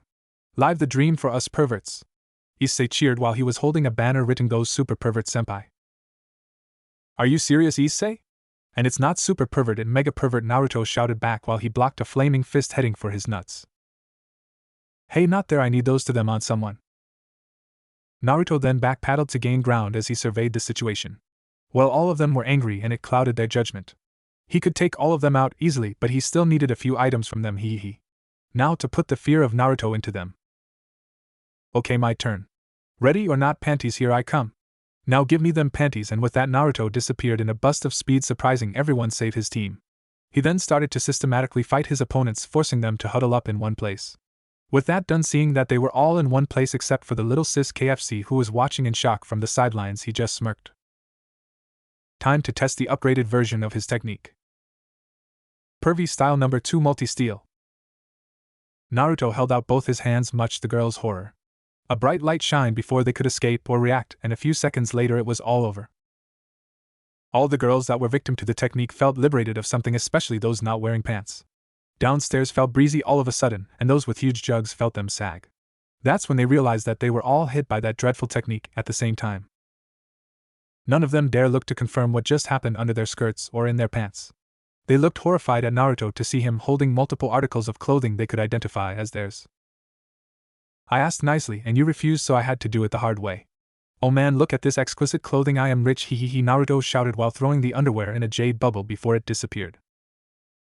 All the girls that fell victim to the technique blushed in embarrassment and anger as tried to recover their dignity. Give us back our underwear, you pervert! Shouted Shui, 10-10 wannabe, as she used speeds that she didn't know she could use. She forgot about everything as the only thing that mattered was beating the shit out of this pervert. She jumped into the air, delivered a spinning axe kick to Naruto, who seemed to freeze for a moment. The kick got Naruto in the shoulder, driving his feet into the ground as the ground cracked from the power of the kick. Shui smirked, but that smirk turned into a frown as she saw Naruto was still standing buried knee-deep into the ground. Wow, look at that, such a nice heavenly shaved view. It smells so fresh and untainted by bird brain over there. I am glad because it smells so nice, so enticing, Naruto stated as he focused intently on a certain spot. When you are given a free show, any hit you take is worth it. The girl realized her mistake too late. She wasn't wearing any panties and she just gave him a free show. He had seen her with panties and now without, and how did he know that her master hasn't slept with her, and why was she blushing at him complimenting her unsullied state? She was grounded, that's for sure. If she was to fight, this meant no kicks whatsoever. On the sidelines, Kiba just didn't know what to say. Stealing a pair of underwear was one thing, but stealing underwear from 9 girls at the same time was just insane. And why was he keeping the underwear for? It making him look even weirder. Kaneko shouldn't hold her poker face anymore. Both hands were tightly clutched to her skirt, as she was afraid she would suffer the same fate as the other girls. Issei was both crying and cheering at the same time. Crying because his senpai's pervy technique was better than his. He prided himself for developing the dress break technique, which to him was the ultimate pervy technique. To see the multi-steal in action made him realize that yes, he was perverted, but Naruto outclassed him by far. At least there was something to celebrate about. For the first time, pervy techniques were used in a real fight, and they were effective and a deciding factor in this fight. Yes, go Naruto-senpai, make all the perverts in the multiverse dead or alive feel proud to have been represented, Issei shouted before he dodged a fireball from Sister KFC. It was at this time that all perverts across the multiverse, dead or alive, felt the urge to cheer for something historic that has happened. Ravel, on the other hand, was at a loss for words. Her team was disabled by that pervy technique which limited their fighting power. It's a girl thing, I think. To make it worse, she was the only one left, which means she was the next target. As if reading her mind, Naruto turned towards her with a scary, weird face. Think of Saitama's scary, stupid face, the one he gave to the ground dragon in Season 1. That look sent the shivers down her spine. This wasn't good for her. Suddenly a flash of lightning was seen across the sky, followed by an explosion. Looking up, everyone saw Akino in her lightning priestess regalia facing the enemy queen. It seems the plan worked to draw out the enemy queen without the boss. Yubelina wanted to take out all of the enemy in one attack, but their queen intercepted. It was like she was waiting for her. Oh no, they planned this all along to get them all in one place. Guest viewing room. Everyone was officially creeped out by Naruto except for a select few. If you put aside his perverted side, he is a good fighter. I can go so far as to say that he is just toying with them, Serog commented as he analyzed Naruto. He could see how easy Naruto evaded all those attacks, and how he fought to get the enemy in one place. And he wasn't even winded, not in the slightest. He was strong, but he didn't want to show it. Those who heard Serog's comments and analyzed the fight were in agreement with him. It seems there is more to his perverseness than he lets on. Some could only see the perverted side of him. She is making us look bad even if she is winning. Their tactics are not fit for high-class devils like us, Sikvera stated as she looked on with a blank face. She wanted to see Rias prove herself that she was worthy of the title bestowed upon her, but with the way things are, that all went down the drain. Suit yourself, a win is a win. Would you rather face the pervert and prove your point, or will you end up like the other girls? Serorgs defended his cousin while Sikvera shivered at the thought of falling victim to that technique. Oh man, I feel sorry for those girls. Yeah, being stripped like that with an audience like this, it's embarrassing. Ria's parents could only feel embarrassment from the display of their daughter's pawn, while the the Phoenix family could only feel rage, especially now that their daughter was the target. With the Mao. Yego Narutan stripped those birds naked, Serafal cheered on. She wasn't disturbed by what happened to the females. Honestly, it was a nice change of pace from those bloodbaths they see most of the time. It was about damn time someone put a new spine to things. So yeah, where there is comedy, Saratan is there to cheer on. Grafia just looked with her usual stoic face, but if you look closely you could see a ghost of a smile. It seems the Ice Queen was enjoying herself too. However, someone was having a bad day. Haha, look at that, Surzex. Your sister's peerage is a unique one, that's for sure. Did you help pick those two or what? Did you teach them to do that? Ha ha ha ha, Kuja laughed his guts out with tears in his eyes while Surzex hung his head in embarrassment. Rias is the sister of a Mao, and her peerage is weird to say the least. This would reflect badly on him and the family. And this also gave Akuja more ammo to use on him. Zzz. Wake up, you idiot. No, please don't wake him up, he doesn't want to see this. Thanks for the save, Aki-chan, Naruto shouted while he looked at Akino. You are welcome, Naruto-kun. Now let me deal with this pest while you wrap things up. Hee, you got it, Aki-chan. Now let's get on with the molesting, I mean fighting, hee, slip of the tongue or not, it sends shivers down every girl present's spine. Akino went on to fight the bomb queen, who was gritting her teeth when she realized that all this was a trick to draw them in one place while both kings were in their bases. Or maybe the enemy king decided to attack Razor while they were all occupied in this battle. She has to wrap things up here and fast, but she knew it's easier said than done since Akino was known to be strong too. As for Naruto, he again turned his sights to his victim, Ravel, who was now in the sky with her flaming wings. The girls seemed to have gained some confidence after their queen arrived. Well timed to scare the crap out of her. Before he could do anything, he noticed 3 powerful signatures heading for them, and fast. They were all queen level in power, to which he assumed were the pawn they let get promoted. Heads up guys, the pawns just got a promotion, and they are coming for you. We are also heading out, came the voice of Rias from their comms. Rias then took Asia and they snuck past the enemies who were preoccupied with the battle and headed for Razor. They were just going to distract the chicken until the rest of his team have been taken out. Okay, time to accelerate their plans. Naruto took a whiff of air as he had smelt an aroma that only hung around girls from his club. The scent of a pure virgin. Not those that remove their own virginity, mind you. This was pure unbroken virgin. He had resisted with the girls from his club, although staying with Asia was making things difficult. This scent was driving him crazy. He looked at Ravel with a grin and pointed at her Hashirama style. You have the scent of a pure virgin. A rare specimen indeed, and quite a delicacy. So, give me those virgin panties, shouted Naruto as he brought out his wings out and speed towards the shocked girl. Get away from me, Ravel fired fireballs at Naruto, who dodged them all. Her eye widened as he got closer before she took off flying in circles around the field while trying to keep Naruto as far away as possible. Come back with those panties. I want them now. No, get away from me, pervert, Ravel shouted as she shot a huge fireball which collided with Naruto.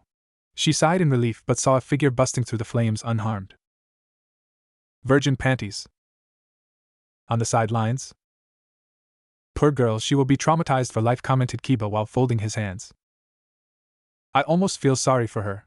Almost came the monotone voice of Kaneko. You know, Kaneko, if Naruto-senpai is reacting like that now to that girl, I wonder what he will do to you when he loses self-control, commented Issei, making Kaneko shiver at what that pervert would do to her or the other girls. Back with the molesting. Yes, I said it, this isn't a fight, it's pure molesting. Ravel was flying as fast as she could while calling for her brother. She saw the top of their base explode and saw her brother fighting Rias, who was being supported by the ex-nun. Rias seemed to be on the defensive by making multiple barriers to protect her and Asia from KFC's attacks. That moment of distraction cost her dearly. From behind her she heard Naruto whispered into her ear the word she didn't want to her, although it sent a pleasurable shiver down her spine from his breath that tickled her ear. Steal, and with that it was all over. The virgin panties have finally been liberated from their captor. The girl just sank into the ground while crying anime tears. She was embarrassed to say the least. Her, a high-class devil, got her panties stolen with all those people watching, and worse, they were her naughty panties too.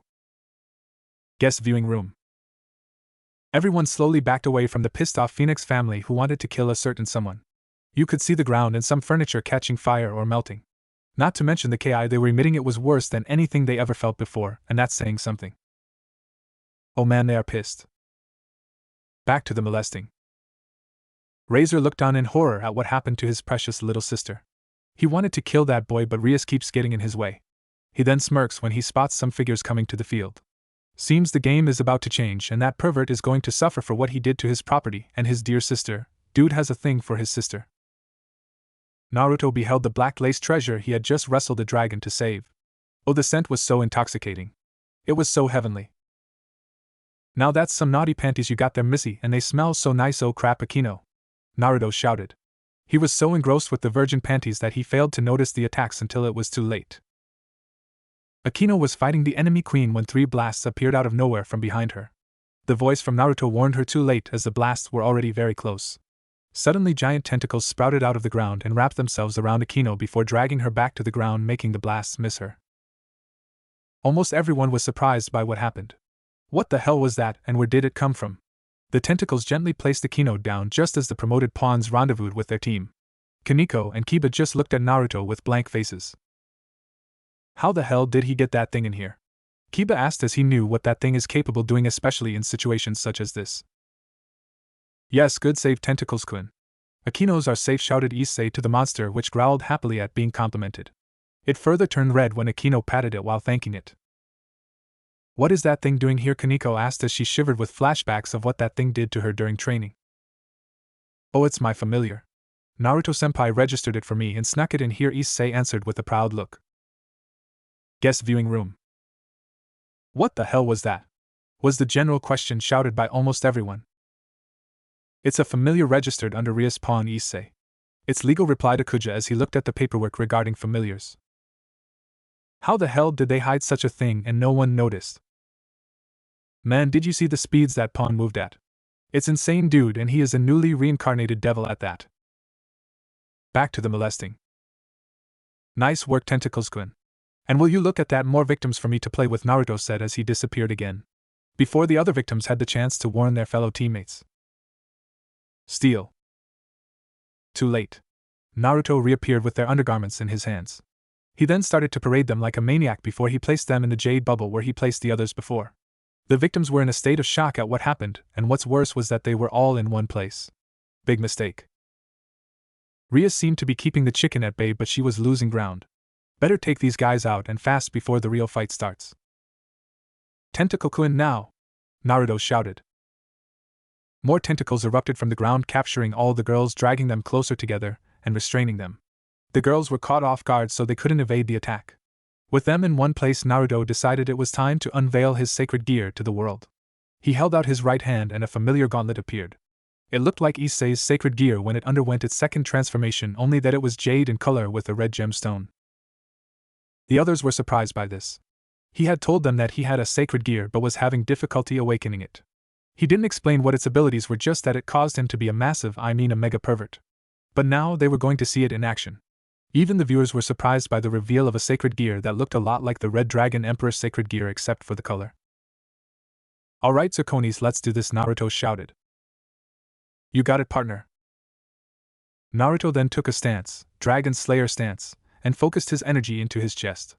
A jade-like aura surrounded him, going about 10 inches from his body as he sucked in air and puffed his cheeks.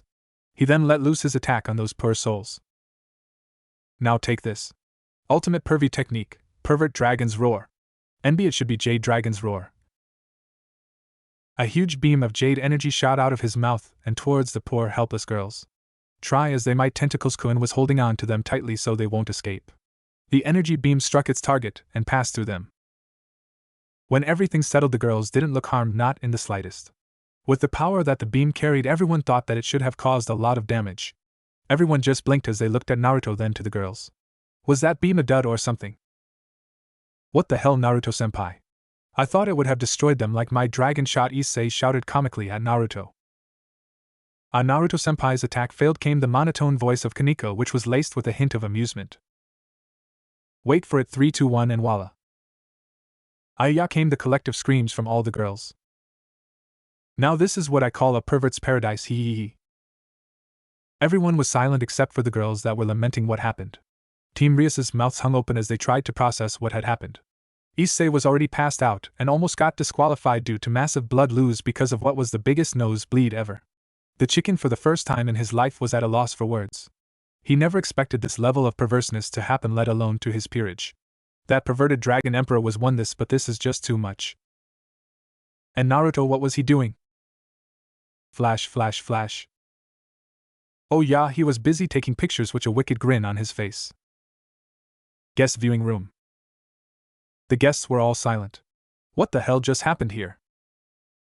Wow, ladies and gentlemen, I don't believe what I am seeing, but all I can say is this is a feast for the eyes. A bonanza, hee hee hee, shit, shut the hell up, you stupid mouth, came the voice of the announcer, as he clearly wasn't doing his job. And was that a perverted giggle? This clearly woke everyone up. Okay, let me be the one to say this. Best rating game ever. Commented a male guest with blood flowing out of his nose. Well, now looking at the room, it seems 99.9%, okay, 100% of all males were experiencing nosebleeds for some reason. Most of the women were red with anger and brows violently twitching. The minority were either having a nosebleed or clearing, having fun. Oh man, I can wait for the next rating game this team is in, and I hope the team they are up against will have more females in it, came another enthusiastic comment from another guest. The Phoenix and the Gremory families were having a bad day. One had their son's peerage thoroughly humiliated, and the other was clearly embarrassed by what their daughter's pawn was doing. Right now we find a fuming Lady Phoenix with a flaming fist standing over her husband, who was on the floor almost unconscious with a bleeding nose. "Pervert," was the only word she shouted. With the Gremory. "Honey, I think we need to talk to our daughter about how to properly represent the clan." Lady Gremory spoke to her husband while her eyes were glued on the screen. All she received was silence. Honey, did you hear me?" She turned, and what did she find? Her husband had a pervy grin on his face and a nosebleed, his mind clearly somewhere in fantasy land. Like all women who see their husbands, she clobbered him into the ground. All Lord Gremory uttered was, "This is better than those porno magazines those humans read before he passed out from the blow or nosebleed, we never know." With the rest of the rookie four. "Oh my Mao. What the hell is this? This isn't a fight, it's pure molesting of the highest level. There is no way I will fight her peerage unless they get rid of him," shouted a horrified Sikvera. What she was seeing, she definitely did not want to suffer. Sona just nodded in agreement, trying to fight off a blush coming to her face. The rest of Sona's peerage was red-faced with embarrassment, from what they saw. Only Saji was out cold with a nosebleed equaling that of Issei. "Well, you gotta hand it to those guys, it was a brilliant and devious plan if I say so myself. Pissing off the enemy, getting them in one place, making them focus on one person while the others conserve energy, and taking them out in one swoop while making sure the king doesn't interfere. It was a brilliant plan, even I could have fallen for that," commented Serorg while taking a few sniffs, his eyes glued to the screen. "Serorg, what is that running from your nose?" asked his queen in an all-too-sweet voice that promised pain and more pain if the answer is unsatisfactory. The man in question started to sweat as he looked away and quickly wiped his nose, but all it did was smear the liquid across his face and hand. "Oh, it's nothing, no need to worry about it," he replied, his voice lacking the confidence he was had when he came in. His reply just increased the aura of doom behind his queen. "Then what's that on you hand and nose?" "A tomato sauce, he," Serorg replied as he laughed nervously. Then he screamed as he got the crap beaten out of him. In the history of rating games, this was the only one where guests ever needed to be attended by healers, either from being beaten or from nosebleeds. The patients were treated in the room because, conscious or not, they all refused to leave the room. With the Mao. "Sniff, Sirzek, sniff, what the hell were you teaching that kid?" Sniff, sniff, talked Takuja as he also wiped blood from his nose. He might be one of the most powerful and calm and a scientist, but the scene before him was enough to make even him experience his fist nose bleed. "Why are you asking me for Sniff? I have Sniff no idea how he did that or who taught him that, Sniff. Good thing my wife isn't here, otherwise I would be dead." "Ouch," replied Sirzek before he got punched into the ground by his queen. "When your wife is not around, I am in charge of disciplining you," replied an amused Grafia as she turned to watch the match. "Oh, why did they not have this guy on the battlefield during the war? It would have made war fun." "Yago Narutan, strip them all naked," shouted the ever-cheerful Serafal. "Zzzzzzzzz. How is that even possible, and is he having a nosebleed in his sleep?" Back to the molesting. So what caused all this chaos on the field and to the guests? Well, the answer came from Serafal actually. The beam did not hurt the girls in any way. It just melted all of their clothes and armor for those wearing it. What's worse was that Naruto had stolen their undergarments, and now everyone can see their unmentionables, he. Even worse still, Tentacles-kun was getting all excited, his tentacles snuggling in all the right, wrong places, simulating a tentacle monster bondage fetish scene. It was very erotic actually, hence the nosebleed chaos. Rias was the first to recover from the shock. She thought that they would take them out with a destructive attack, not this. Stripping all these girls of their underwear then their clothes was just too much, and it wasn't doing anything for their reputation. And Tentacles-kun was making it even worse. "What the hell kind of attack was that?" she shouted at Naruto, who ignored her in favor of taking pictures. "Uzumaki-senpai, mega pervert," came the even more monotone voice from Kaneko. "My dress break is no match for his techniques," said the miraculously recovered Issei as he sat down drawing something with huge dark rain clouds hovering above him. "Sniff, this is too much, senpai." Sniff, came the shy voice of Kiba, prompting his teammates to quickly look at him. The poor boy was looking away, but he was stealing a few glances here and there. His face was all red, whether from embarrassment or something else. The most surprising thing that caught his teammates' attention was the few drops of blood licking from his nose. Naruto, seeing this, developed a huge grin on his face as he suddenly teleported in front of Kiba. He was now wearing Emperor Palpatine's outfit, and was imitating him by creepily rubbing his hands together with a creepy dark laugh. Issei had also joined in with his own Palpatine worshipper regalia. Yes, keep it just one more push and you will join us in the pervert side. Together we shall be known as the new fearsome pervert trio. We shall spread chaos and terror among the female POW. Naruto could finish his speech as he and Issei found their faces meeting the ground courtesy of Kaneko. "OUCH so close," mourned Issei, his face still in the ground.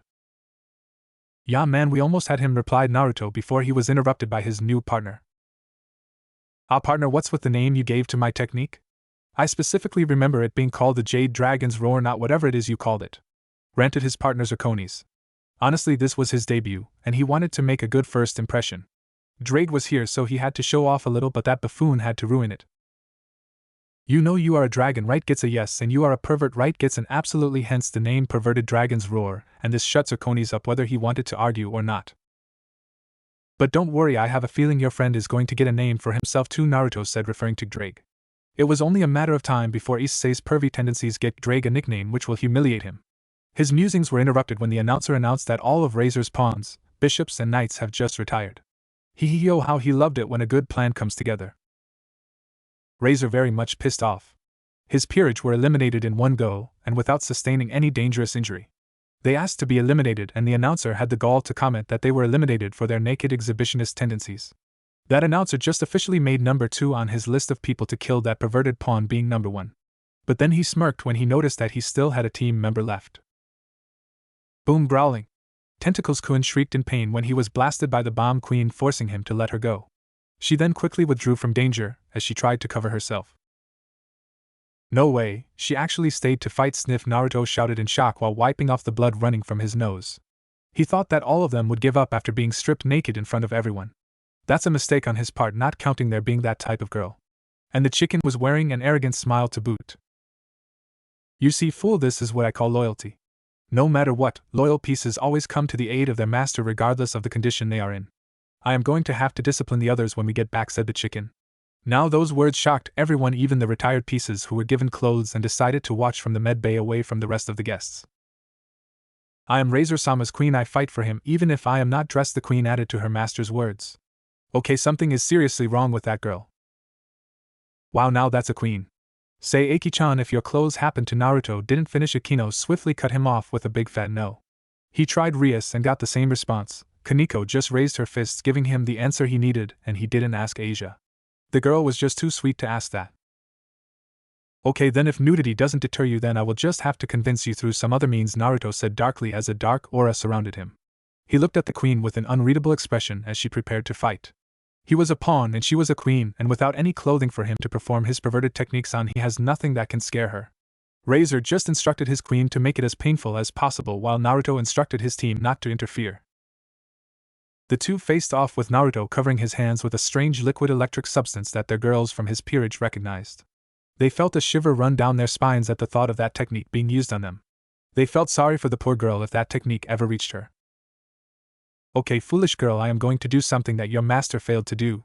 This technique is a technique only exclusive to me, and even if it could be taught, no matter how much money you offer me, I will never teach it to anyone ever," Naruto proclaimed as he dodged some spells that exploded where he used to occupy. He took off into the air, maneuvering between the spells the bomb queen was throwing at her. Seemed she was pretty determined to blow him to smithereens, and she was pretty confident she could do that because she was a queen and he was a pawn. Okay, time to change her mind and show her that in a world where he comes from, rank means jack. So he increased his speed mid-flight and disappeared from her view. The girl tried to locate him, and when she did it was too late. He was right behind her. Razor's eyes widened at how a simple pawn could move fast enough to outmaneuver a queen. Said girl froze when she felt the presence behind her. She thought she had the advantage, but he was much faster than her. Touch of the arrow god, Yubelina braced herself for an attack but was confused when she felt his hand graze her back. And then it happened. She didn't know what happened, but whatever it was, it felt so good. Her brain turned to mush in an instant, her legs felt like jelly, her body temperature shot up and her breath became labored. All in all, she was feeling great well until she felt the dampness between her legs. That's when they realized what happened. Razor again was at a loss for word, and so were the guests. What the hell just happened? His queen just cummed in front of everyone with a simple touch. What the hell kind of technique is that? Naruto then took the opportunity to get behind the girl and started playing with her fun bags, all the while the girl was moaning like there was no tomorrow. Team Rias was just gawking at the scene. Asia tried to cover her eyes, but the huge gap between her fingers and the blush said otherwise. The other girls were spotting serious blushes on their facing while resisting the urge to rub their legs together. Issei and surprisingly Kiba were running rivers of blood from their noses. In the guest room there was chaos as most of the guests, males, hit critical and needed immediate hospitalization, but they still refused to leave. Naruto gentle landed with the girl, while he was still playing with her. He looked at Razor with a smug look. "You see, Razor, I did something that your chicken worm failed to do with just my hands," no less commented Naruto while supporting the girl who was now limp in his hand because of brain overload. Maybe he went too far on this one. Met as long as they get rid of her. He made a move to put the girl down, but she then held him in an iron grip. More, whispered the girl with lust-filled eyes. "Heck, could repeat that, I didn't quite hear you," asked Naruto as he cleared his ears. He heard her, but he just wanted to make sure that he wasn't hearing things. "I want more, give me more," shouted the girl as she drew closer to Naruto with renewed strength. This shocked everyone on the field, more so Naruto. "Hey, what?" shouted the surprised Naruto as he tried to get away from the girl. Bad move, because the girl developed a look that reminded him of a predator that enjoys chasing its prey. Oh, how could he forget that this technique could backfire on him? Kaneko went nuts with just the washed-down version of this technique. This one is going bonkers. Naruto then took off with the girl hot on his heels. The girl was shouting something about getting a hold of him so they could begin the experiments, and other crazy stuff. It was a weird scene to behold. I mean, a young man with raging hormones running away from a naked chick who wants to give him some. Yeah, truly a weird sight to behold. The scene ended with Yubelina being drop-kicked by an annoyed and blushing Kaneko. Then the other girls came in and stomped her big time to make sure she doesn't magically revive again. Or was it that she was having something they wanted but couldn't voice it? Guest viewing room. The room was in a state of chaos again. And it was worse than the first time too. Why, you ask? I don't care how much you have to pay, just learn that technique, were the words many wives were shouting while manhandling their husbands who were on the brink of actually dying of blood loss. Oh, did I mention that the wives also had nosebleeds from the erotic scene that just played out? Every woman wanted their spouses to possess that technique. Every girl was either changing their underwear or wiping their noses while making plans to get a hold of that technique, or somehow kidnap the owner of that technique and lock him up in a basement somewhere. The Ice Queen Graphia wasn't doing much better. Her cheeks were flushed, and she seemed to be fidgeting for obvious reasons. Our favorite magical garment girl was also contemplating on changing her garments since they were not so magical anymore. Lord Phoenix and Lord Gremory were also in the same predicament with their wives as they politely asked them to acquire that technique. Yap, way better than those porn magazines, mumbled Lord Gremory in La La Land. Best rating game ever. Ya, total chaos, and our favorite blonde didn't even know that he would soon be worshipped as the arrow god. Back to the field. Naruto, seeing his part done, went back to his team. "Well, that over, so high five," he said to the girl who with light speeds moved away from him. "Get away from us. Don't touch us," were the responses from the girls. So Naruto tried his brothers. They won't leave him hanging, will they? Forget it. Keep your hands to yourself. Poor Naruto was left hanging, and he had no idea why. Because no one wants to do what they saw the chicken's queen did. The announcer then announced that Razor's queen had just retired, leaving Razor all alone against Rias' entire peerage. Rias, forgetting all the weird stuff that just happened, couldn't believe that the plan actually worked. She never expected all of them to survive this far in good shape. The plan was crazy, but crazy was what they needed, and they pulled through. Only one huddle left, and they are home free, but this huddle is a big one. Razor. Razor was gritting his teeth as he saw his queen eliminated, and in the most humiliating way possible. Never had he expected this to happen. This was supposed to be a walk in the park, not this massacre that just happened. He looked at Rias and saw the girl was now even more confident than before. It was like this was all planned, and he fell for it. You might be wondering why your counter plan didn't work when you had me all figured out. To answer you, it's quite simple. I didn't come up with the plan, he did, she said as she pointed to Naruto, who was wearing his trademark foxy grin. Now that got Razor's attention. He thought he was going against Rias, but in reality he was going up against a pawn, and his plan was crushed too. This is humiliating to a high-class devil like him. In the wise words on me in another place, you just got fox, dude. Never mess with the fox. Anyway, I see that you are ready for our final showdown, so as is the culture in the human world, when the final battle is about to be fought, we exchange last words in case one of you dies. I was hoping you could read mine out loud. Naruto said while he put his hand into his left pocket looking for something. The other members of his team just looked at him like he had grown a second head. There was no custom like that in the human world, so what was he planning? Razor won't be that stupid to fall for that. They saw Naruto fishing out a card from his pocket, then he flew to Razor before he handed it to him, then quickly flew back. Razor looked at the card suspiciously, then looked at the words, or rather word written on it, before he read it aloud, not thinking anything of it. He thought it was in a weird human tongue and he was confused as to what it meant.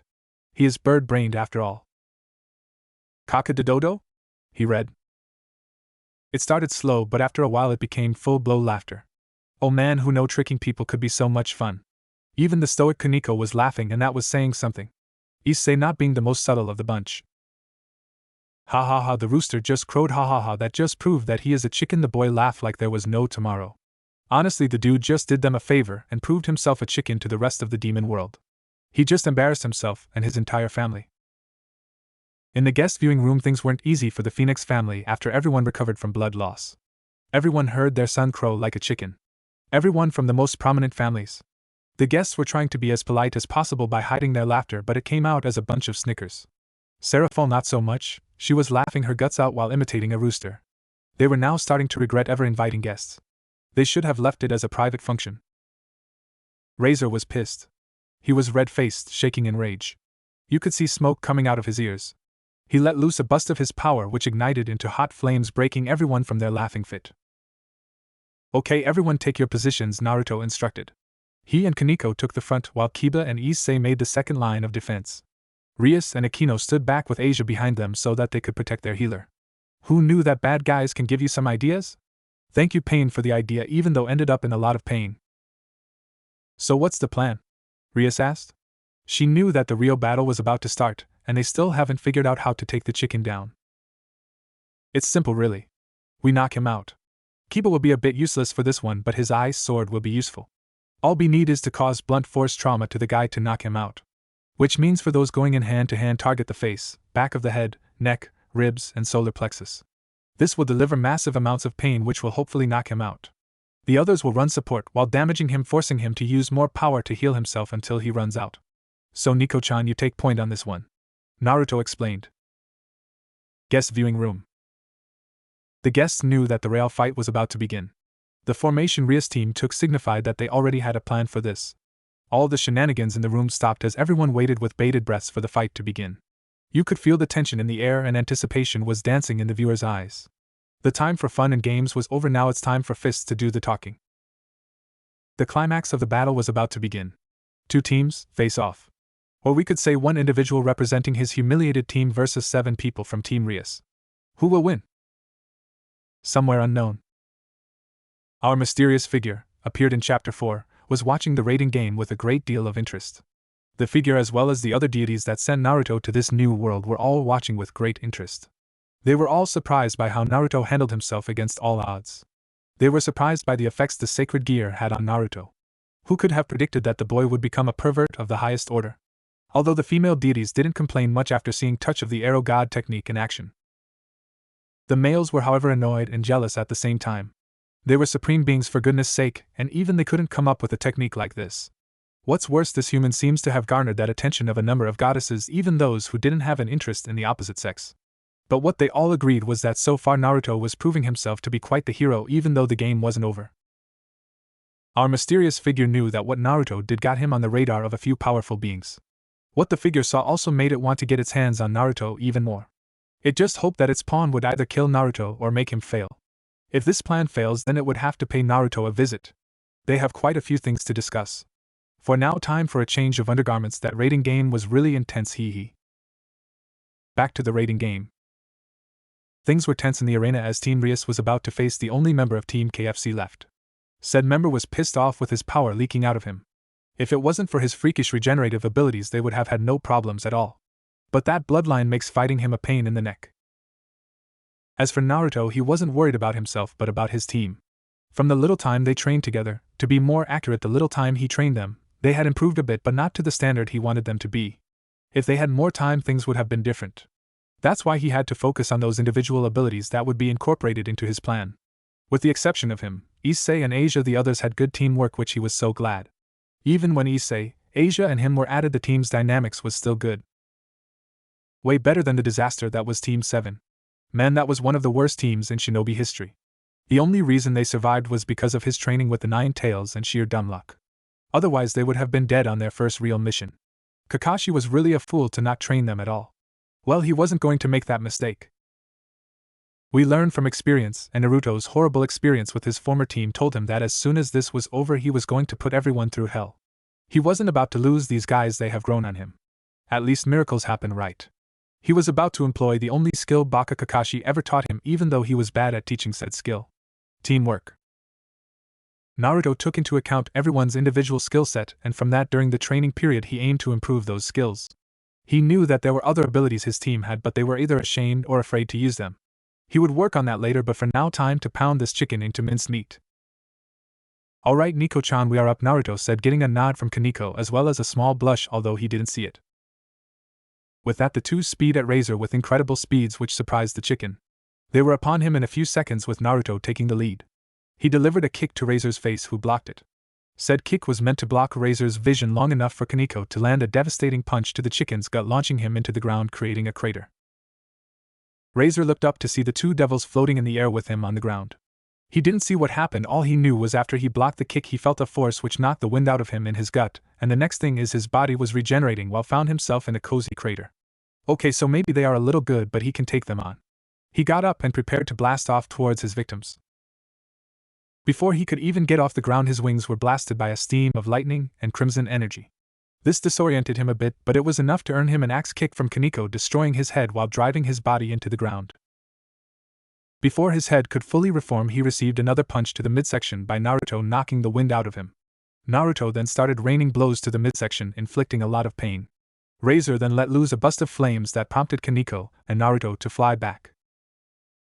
He got back up while panting a bit. He might regenerate at amazing speeds, but he could still feel pain. Okay, time to retaliate. He shot straight at Naruto and threw a punch at him.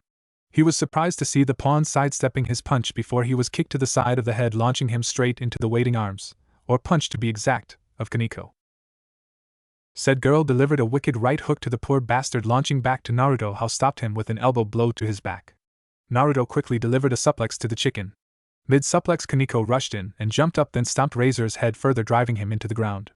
Both teammates backed up to survey the damage they caused. They could see Razor's head flaming, meaning he was regenerating the damage they caused. They could tell his energy was decreasing from having to regenerate himself, but it was not fast enough. Plus, they wanted to give the guy a concussion. How hard is it to give this guy a concussion? The answer, very hard, after they see the dude standing looking good as new. Guest viewing room. Almost every guest's mouth hung open as they watched the match. The show of skill and teamwork from Ria's team was amazing. The speed and strength displayed by the rook and pawn was very impressive, and coupled with the show of fighting skill left the audience blown away. What are they doing? Don't they know that they are fighting a member of the Phoenix clan? Those kinds of attacks don't work on him, commented Sikvera. Although she was impressed by the display of skill, she doubted that they would win with what they were doing. Sona, on the other hand, was analyzing the match intently. She also had the same thoughts as Sikvera. What Rias was doing wouldn't work. What they needed was either someone who could use holy magic or items or a powerful sacred gear. They have it, but the user is not well trained to properly use it.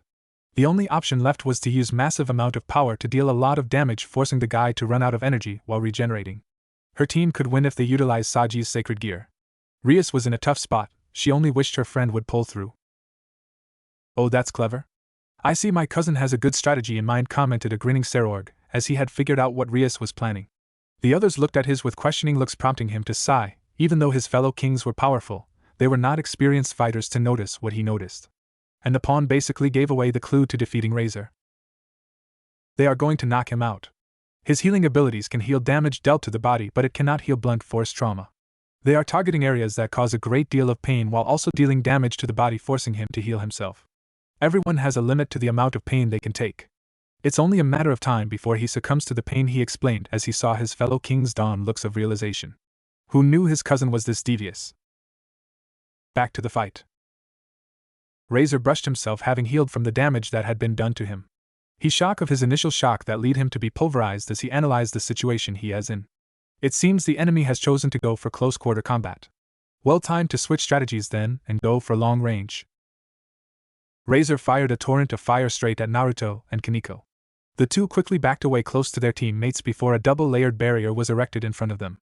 They could see their king and queen raising their hands to sustain the barrier. Naruto nodded to the rest before he ran left while Kaneko took the right. Kiba and Issei ran straight at the barrier as the fire died down. Razor saw Naruto and Kaneko coming at him from different directions. He made the mistake of focusing on them before he received a gauntlet-covered hand from Issei. This momentarily stunned him long enough for Kiba to stab him with his ice sword, which froze his lower half. Naruto and Kaneko then got into action and started beating the shit out of Razor before his lower half could heal. Razor, seeing the dire situation he was in, released a massive wall of flames around him. The others got out safe, but Issei was a little slow and got some burns. He retreated back to Ria's group where Asia casted her divine healing zone, which projected a 1.5 meter radius of healing aura. This was so that the team could be healed without having to stand in front of her while she healed them. Naruto, Kiba and Kaneko kept up the pressure, making sure that Razor didn't have time to make a solid plan or recover long enough to cast powerful spells. Rias and Akino kept supporting them with barriers and long-range attacks. Issei watched everyone doing their part and felt useless. He was the only one who was not doing any damage to the prick, even if he wanted to get his pound of flesh. Sensing his distress, Naruto decided to help him. Yo, Issei, get your head out of the cloud, will you? We need you. You feel powerless, I know the feeling. But you need to think about what you want to protect. What makes you want to become more powerful than what you are now? Find that, and you will find a power you can't never imagine. Issei began to think about what he wanted to protect. What made him want to fight to the best of his ability, and then some. His dream of being harem king filled with girls with all kinds of. And so began the mantra in his mind, to which his sacred gear responded to. Screamed the boy like a maniac as he visualized. Of all shapes and sizes. As he did this, his sacred gear responded to its wielder's desires. Boost, boost, boost, boost, boost, boost, boost, boost, boost, you son of a bitch. This actually caused the fighting to temporarily stop as soon as they registered Drake's little slip-up. Ha, that was awesome, Drake. Now we are two of a kind. I think the Red Dragon Boob Emperor will suit you well. Zirconis didn't even miss a bit in humiliating that stuck-up prick. He and Albion, his rival, picked on him because he didn't like fighting and called him a pervert. He now who has joined him in the Pervert Club. Naruto just shrugged as he went back to pulverizing the chicken. This was good. If the kid has gained that much power, then it's good for them. So he struck Razor in the gut, launching him at Issei, who caught him with his new move, the Dragon Punch, which had enough power to drive Razor into the ground, creating a small crater. Rias and Akino then started bombarding the crater with their spells, forcing Razor to expend more energy healing himself. Razor slowly got out of the crater looking a bit winded. He was preoccupied with glaring at his opponents. He missed the small Nico, who was standing in front of him with an impassive face as usual. All he heard was Nuts Cracker before his world blurred because of the pain he felt in his nether regions. The poor guy fell down clutching his man bits while the other males instinctively held theirs. This also gave Naruto another mischievous idea. He quickly got to Razor, who was trying to get up, and also made his attack known. Jade Dragon's Nuts Cracker and a swift kick to the nuts, and Razor was back in the ground feeling so much pain. This was followed by Issei issuing his own attack, the Red Dragon's Nut Stomp, which had him stomp Razor's nuts, delivering even more pain. This was then followed by Rias and Akino bombarding the area with destructive spells again. Asia was doing her best to heal them of their fatigue and somewhat restoring their energy. Razor slowly got up from the onslaught, looking worse for wear. He was healing, but it was much slower than before. You could also see a little bit of blood and bruises on his face. He also seemed to be failing to stand up straight, opting bend a little while widening his legs. He was shaky, almost like he could fall over unconscious anytime soon. It seems that even with the high regenerative abilities, a few kicks to the nuts, and that regeneration meant jack when it comes to the pain. All in all, he seemed to be close to his breaking point, which was the outcome they were hoping for. Naruto was now feeling uneasy. Call it his shinobi sixth sense. He had a gut feeling that something was going to go horribly wrong. They were winning, that was clear, but Razor hasn't used that hidden power he sensed before they entered the battlefield. Somewhere unknown. The unknown figure sighed, seeing Razor's imminent defeat. What did the figure expect? Naruto is known in his dimension as a person that can get out of impossible situations. Razor was bound to fail sooner or later. Time to intervene. Razor, you fool, I told you not to underestimate him, and now you are barely even conscious to activate my gift. Allow me to help you out, said the figure, sounding annoyed even from its distorted figure. It made a few motions which suspiciously looked like hand seals before a pulse of power was felt. Back to the fight. Naruto's eyes widened when he felt that hidden power starting to bubble outwards. It reminded him so much like what he used to be when he used the Nine Tails power.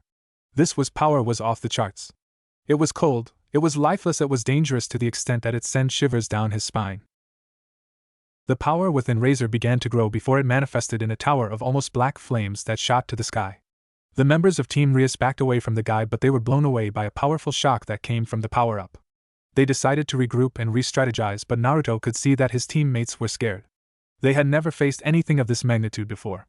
To Naruto, he could compare it to the time he fought against the 10 Tails. In other words, they were totally outclassed. What the hell? Where did he get all this power from? Shouted the almost hysteric Rias. The girl was shaking in fear and Naruto couldn't blame her.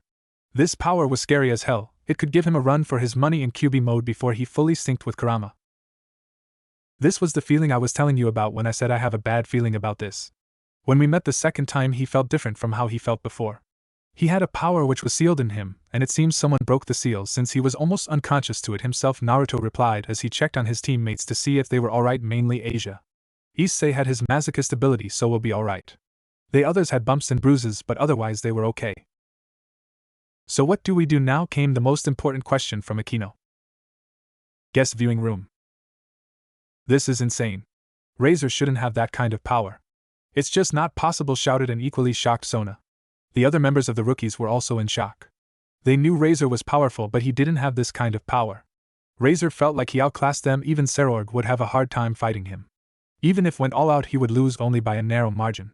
Serorg loved to fight tough opponents, but he was not crazy to challenge that. His power feels like it bordering ultimate class devil in terms of quantity. But it feels strange. It feels like it's not his but someone else's, Serorg commented as he analyzed the power Razor was giving off.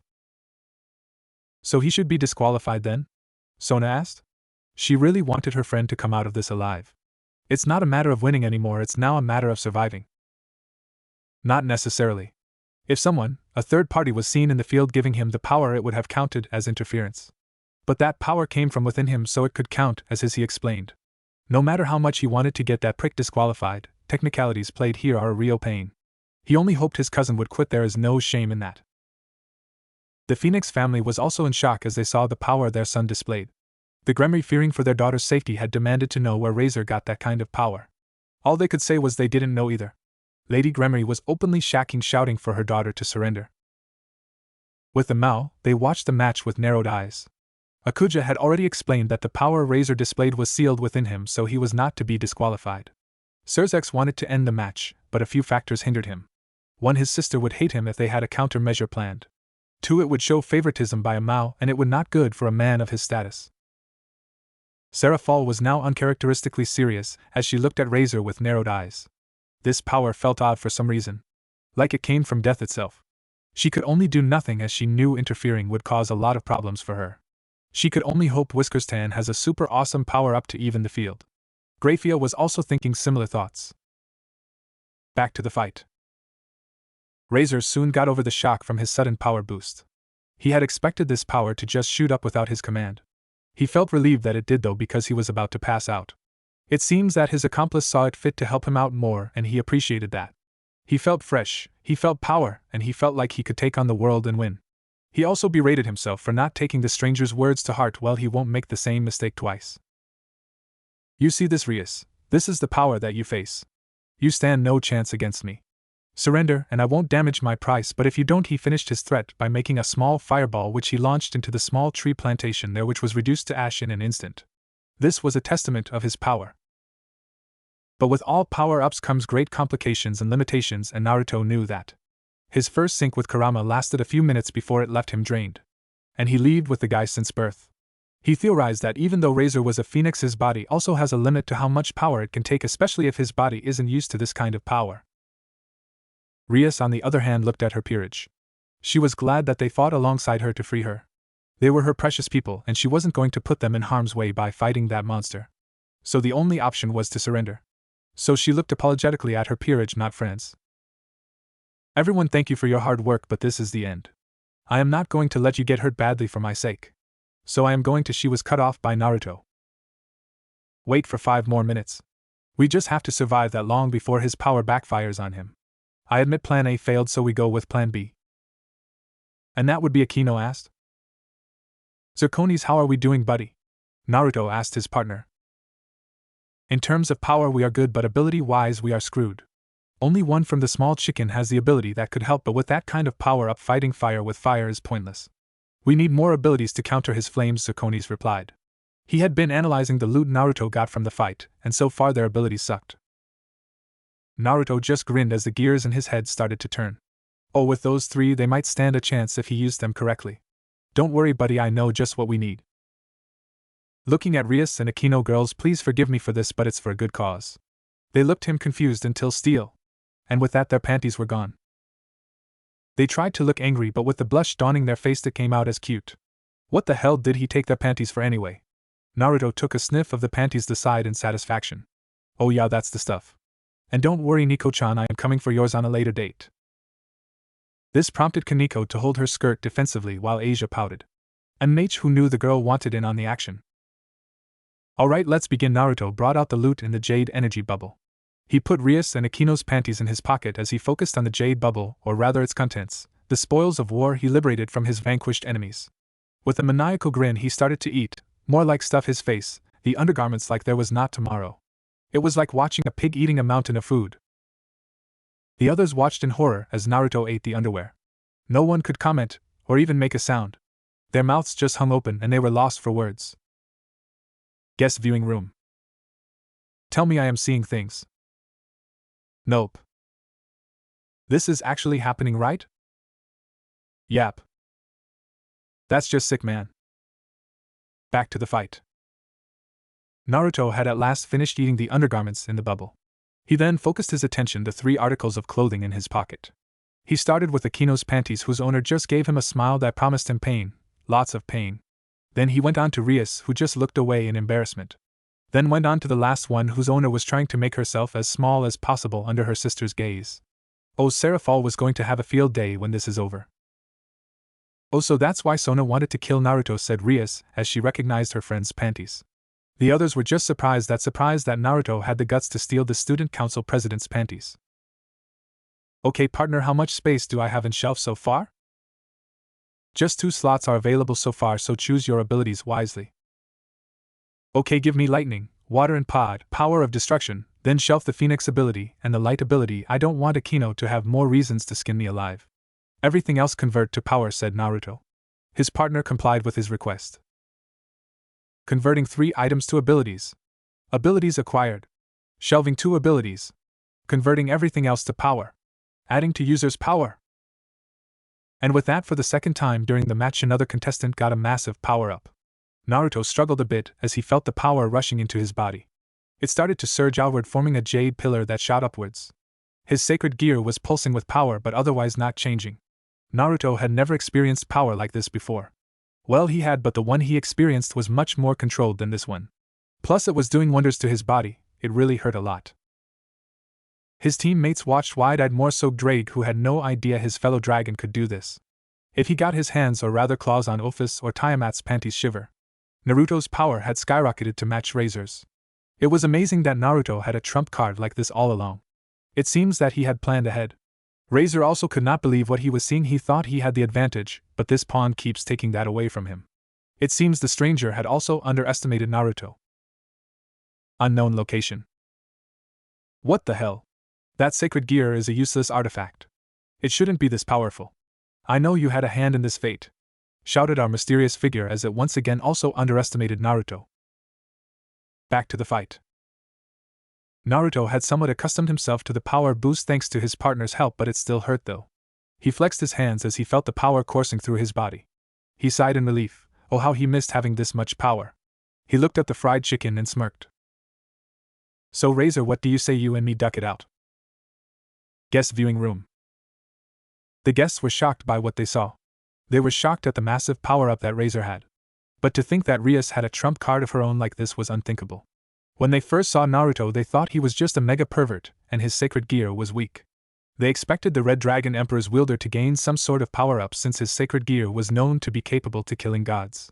They were expecting Issei to rise to the challenge, but those expectations were low since Issei was untrained and had only just been reincarnated. But to see this boy power up to this level was amazing. His power rivaled Razor, meaning that in terms of power they were almost equal. To think there was also a power-up sacred gear that could rival a Longinus Sacred. This got them thinking. Was that sacred gear also not a Longinus, and if so, how the hell did it cost just 1 pawn? That type of sacred gear should have cost a ton of pieces, so how did Rias reincarnate him with just 1 pawn? This raised a lot of questions which needed answering. Haha, that's unexpected. We all thought it was over, but Rias keeps surprising us. Serorg was grinning like a madman. Who knew the pawn had that kind of power up? It made him also want to fight Naruto, not Razor. His power felt wrong on all levels of wrong. The power Naruto was producing was pure unadulterated power. From what he could see from Naruto, the boy was an experienced fighter, and coupled with his power-up, well, things will not go well for Razor. Although Razor had the advantage of his regeneration and those bizarre flames of his. Okay, this is insane. How can a newly reincarnated pawn have that kind of power? And how come we haven't heard of his sacred gear before? Sigvera ranted as she watched a mere pawn surpass her in his first rating game. It was so embarrassing and humiliating. I mean, she was a king, and she didn't have this kind of power. Sona was also equally shocked. She had thought that Rias was going to quit, but she didn't expect her to bust out her best card. She was feeling a bit jealous too. I mean, she already had 1 Longinus, and she showed that she had a secret one hidden away. But how the hell did she reincarnate him with 1 pawn? The Mao were equally shocked by what they were seeing, more so Serzex. He thought that he knew everything about his sister and her peerage, but it seems that he was wrong. His little sister's peerage, even though they were few in number, had a lot of powerhouses. And she didn't tell him that she possessed 2 Longinus gears too.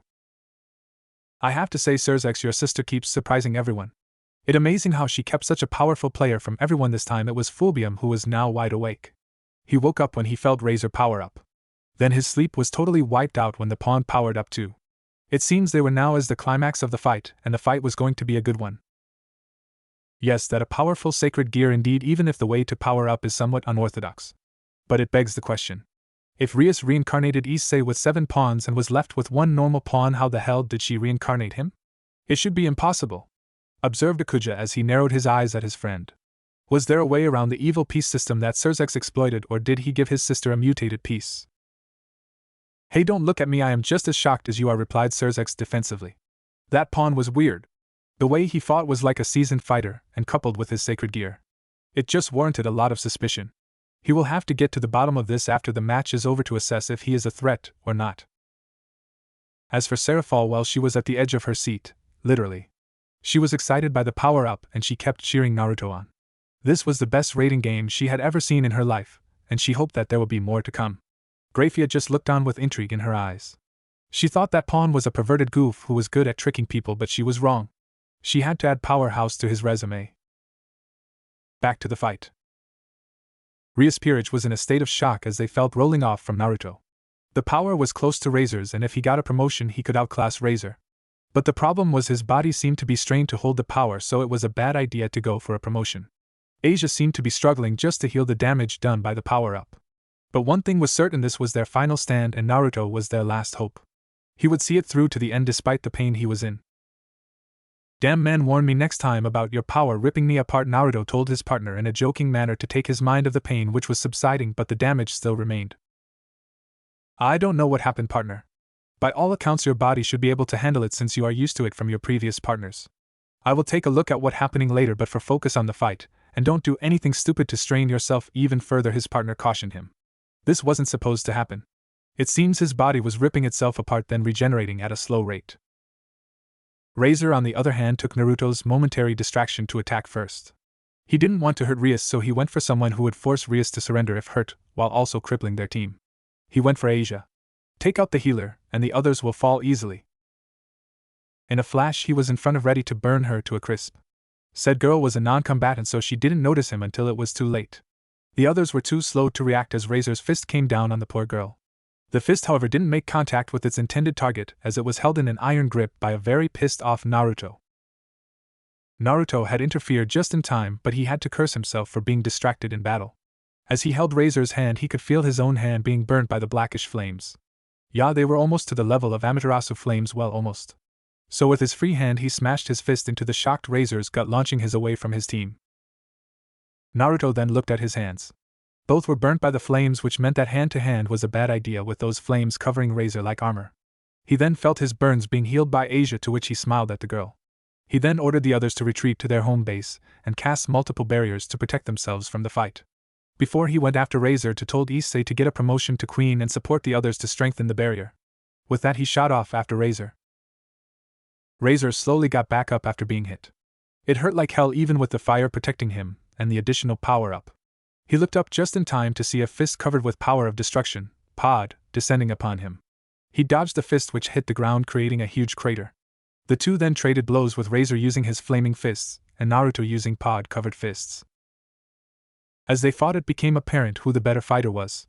Even though Razor got a boost in speed and strength, it meant nothing to Naruto, who got almost the same boost as well. Naruto was destroying Razor in hand-to-hand attacking areas that delivered a huge amount of pain. He is using the fighting style he uses in Boruto. I like that fighting style even though they underrated it a lot. He was attacking the solar plexus, face, back of the head, neck, ribs, and even the nuts. After a while they disengaged from each other, which they analyzed their exchange. For Razor, as much as he didn't want to admit it, he was totally outclassed in hand-to-hand combat, so he decided to switch to long range. For Naruto though, he noticed a problem. When he used pod mode, as he liked to call it, his speed was very slow for his liking. Please note Naruto is very good at manipulating chakra, so it's easy for him to manipulate the other powers he got to an extent, of course. He thought of using lightning, which would increase his speed, but that would mean he would lose protection from those flames. Water was out of the question at the moment until he reduced Razor's power so that he won't be able to maintain his flame armor. So what to do? He didn't ponder much on it as Razor took off in the air and started throwing long-range blasts at him. Naruto did his best to dodge and counter them. Those blasts had some serious power behind them from the destruction they were causing.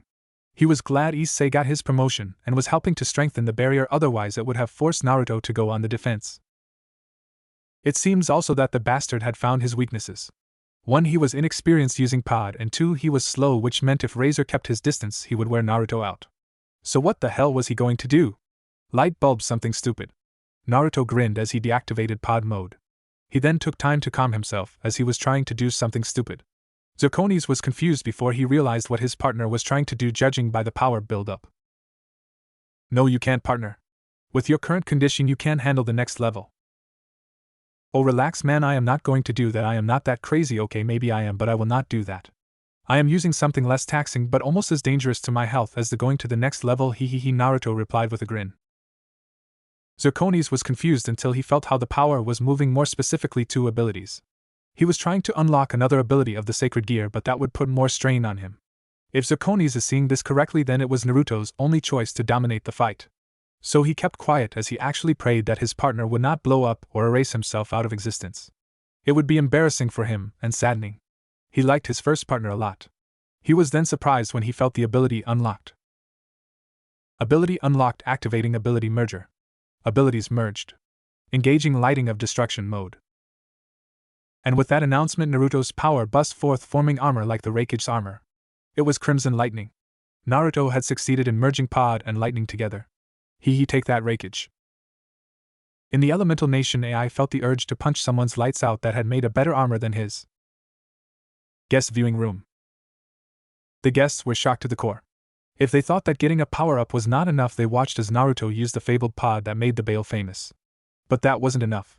They watched as Naruto made it even better by combining it with lightning, which was impossible since pod could just erase the lightning affinity.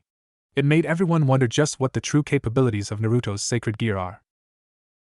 With the Mao, we find Akuja laughing as he looked at his shocked friend. Oh man, look at your face. I like this kid. I mean, not only did he somehow copy your abilities to a lesser extent, but he is almost a few steps closer on one-upping you. He was surprised to see Naruto's genius at work. To think that he could fuse 2 elements that are impossible to fuse to create a powerful defense and offense. He theorized that Naruto saw the disadvantages of pod and lightning, so he fused them both to get the best of both. This kid was something else. Sirzex just grunted in annoyance as he watched Naruto now in his new armor. It was pretty impressive, and with more training he could see Naruto doing wonders. But what most people and him were thinking was, isn't that sacred gear a bit overpowered? Back to the fight. While Naruto's teammates were all gapping at his show of abilities, Naruto was grinning, although if you look closely you could see that he was in a lot of pain. Well, no pain, no gain. Now that he had eliminated his weaknesses, time to finish the fight. Holding out his hand in a fist, he declared, "Alright, you fried chicken, time to show you the power of panties. This is the embodiment of the hopes and dreams held by these panties. Go panty power." Everyone's sweat dropped. With insane speeds, Naruto started to speed blitz Razor from all angles. Razor never stood a chance against the new speeds and strength Naruto gained. It was like watching Lee playing pinball with Gaara. Razor tried to defend himself as much as he could, but it was all useless. All the defenses he put up were torn like paper, and worse, Naruto's strength seemed to have increased, which hurt a lot more than his previous hits. This was due to Naruto using speed as a source of additional strength. Naruto began to pulverize Razor with renewed vigor. He only had a few minutes at best before it was lights out for him. It seems his body was getting hurt even more, and it took all of his willpower to stay conscious. Worse, this new mode lasts about a minute by his estimation, which wasn't good for him. He could also see that Razor was almost at his limits, but he was still regenerating, meaning Razor could outlast him. All he had to do was to make him lose his armor before his mode runs out. His hopes were founded when, as soon as his mode ran out, Razor also deactivated his armor, and his flames had returned back to normal. They both still had power, but Naruto was hurt big time. Hand-to-hand won't be a good idea at the moment. "It's okay, Naruto, you have done enough, let us handle the rest," he heard Ria's concerned voice from the comms. It was a touching gesture. They also wouldn't last long. Asia was out of power, and so was Issei. The others had strained themselves to sustain the barrier that protected them, meaning that they won't win against Razor. Don't worry about me. It's all part of the plan. Now time for plan C, said a tired Naruto as he coughed up blood. And what's plan C? Came also an equally concerned voice of Issei as he saw his friend coughing up blood. Powerless or not, he couldn't stand and watch his friend suffer. Simple. This is the last of all my plans before I log off. I am going to drowning and electrocuting him, and with the power he had left, he extended his left hand as enacted his final trump card by taking a page from Zabuza. Water style, freezing water prison, without sticking his hand onto the water sphere.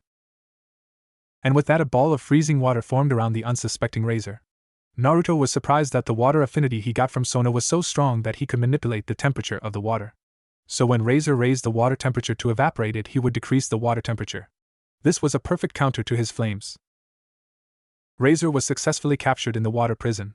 He tried to evaporate it, but the water was so cold and his power was not enough to evaporate it. That's when he noticed the lightning in the pawn's right hand. His eyes widened when the lightning was launched at the water sphere, and all he felt was pain. He tried to fight the pain and overpower the water, but it was for naught. He couldn't breathe because of the water, and he was being electrocuted, and worse, at some point the water temperatures rose so high it was like he was being boiled before they fell back the freezing point. He made the mistake of screaming in pain, which caused him to choke from the water he swallowed. Soon his vision started to darken as he lost consciousness. He knew he had lost and he was about to die, but suddenly he disappeared from the arena before he could bite the dust. Damn, almost lucky chicken. Naruto grinned as he saw Razor disappear. Mission accomplished, he fell down on the ground as he waited for the announcer to declare their victory. Both kings have been eliminated. This match is a draw. I knew this wasn't my day, Naruto said before he passed out. So what happened to Rias? The mysterious figure, when it saw that Razor was about to pass out, made a last-ditch effort to fail Naruto's team. It opened a portal behind Rias and thrust its hand into her. It then drained Rias of her energy, making her faint. But what happened surprised even the figure. Rias held on until Razor passed out, then she also passed out. The figure didn't leave a wound on her to show evidence of foul play, and nobody saw what happened. No one even paid attention that Rias passed out a few seconds after Razor passed out. And so the historic rating game ended in a draw, just like a certain someone predicted. Guest viewing room. What the hell just happened? Rias was fine a moment ago, ranted Surzex as his powers flared, scaring most of the guests. Those observant were of the same opinion. Rias was fine, and then she fell unconscious. They did an examination when she appeared and found that she lost almost all of her energy. Some attributed it to straining herself maintaining the barrier, but Akino was adamant that she still had more energy to fight. So investigations were launched, but it was clear they weren't going to find anything. Asia and Issei had also passed out after expending their energy. The rest had minor injuries which were treated quickly. The only ones in bad condition were Naruto and Razor. Both had exceeded their limits and their bodies showed it. Razor was regenerating but slowly. As for Naruto, he was out of power, and his body was ripped to shreds. How he was still fighting was a miracle itself. Everyone in the room was impressed by the Rias team. They came and proved that they were strong and cunning. Even though they didn't win, they showed a spectacular display of skill. Sona was proud of her friend. She never thought that Rias would put this much of a fight. When the rest of the conscious members came into the room, everyone started to clap and cheer for them. It just showed just how much of a fight they put to impress everyone and earn the respect of everyone. But what everyone could conclude was this was the best rating games match ever. It will be talked about for days to come. A week later. A lot had happened during the week. Rias woke up a few hours after the match only to be told that the match ended in a draw.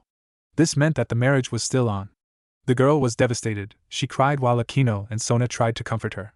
Sona felt proud and sorry for her friend at the same time. She put up a good fight, but in the end she was back where she started.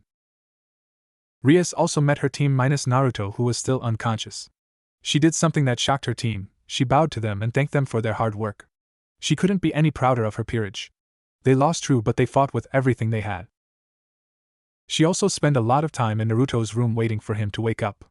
The others visited most of the time, but she and Asia spent more time tending to Naruto than anyone else. She hoped that he would all of a sudden wake up shouting about ramen and Rias owing him a shitload of panties. She chuckled and blushed at the thought.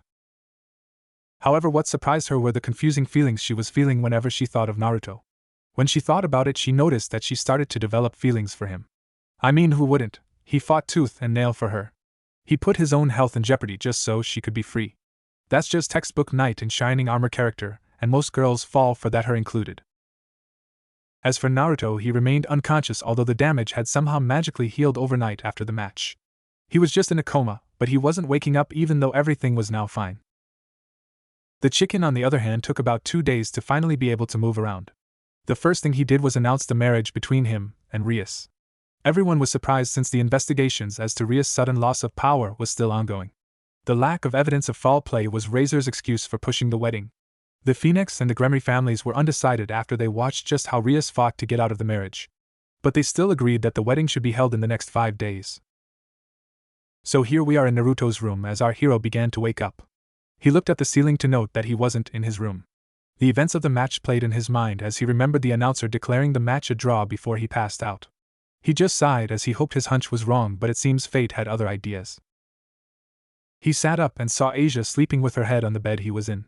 She was dressed up for some fancy event which he had no idea what it was. She looked cute while she slept. He shook the girl, who slowly woke up and saw Naruto awake. She just hugged him like her life depended on it. For a gentle girl, she sure was strong when she at certain times, and right now he could feel some bones breaking.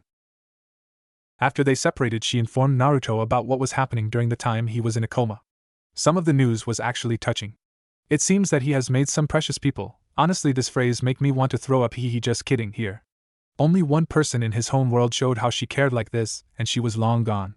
Just thinking about her brought a sharp pain in his heart that he was trying to hide when he got here.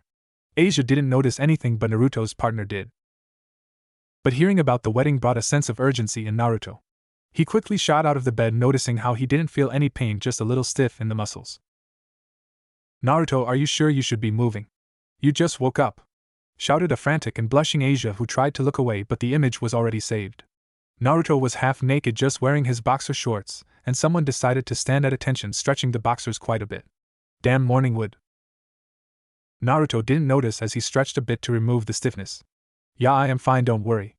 In fact, I feel better than ever. Hey partner, are you up? Hello Naruto, how are you feeling? Do you feel weird in any way? Asked his partner, who was relieved but was a little nervous about something. I am good. Why do you ask about me feeling weird? Asked Naruto. Oh, nothing, Zirconis laughed nervously, getting narrowed eyes from Naruto. Something was wrong and Zirconis is hiding it. No time for that now, gotta get to the wedding. First, they teleported back to their apartment, where Naruto proceeded to get a few documents provided to him courtesy of a certain magical garment girl. Then he went on to his wardrobe and put on an outfit that got Asia and Zirconis to sweat drop. He was wearing blue jeans and an orange t-shirt. The t-shirt was printed something that would definitely piss off someone. In front and in the back was printed "I love eating chicken" with a rooster in a weird pose. But the strange thing was that the rooster's head looked suspiciously like Razor's. When did he have time to do that? Lastly, he finished by buying a bucket of chicken drumsticks and he was all set. Now time to crush a wedding, ha ha ha. Underworld Phoenix family house. We find the house filled with a lot of important devils who were invited to the wedding. You could see all of them were dressed in their fancy expensive clothes, and the women also spotted some jewelry to further their allure. Razor had made sure to spare no expense as he wanted his wedding to go down in history as the wedding of the century. Most of the devils were holding wine glasses as they discussed various issues, but the most prominent one being the rating game that occurred a week ago. It was the best rating game they had ever seen, and they doubted there would be another one that could top this one. Well, unless Ria's team participates against another all-female peerage. If only the game was made public, it would have been trending on DevilTube with an obscene amount of views. Too bad the others are missed out on such a bonanza, a true feast for the eyes.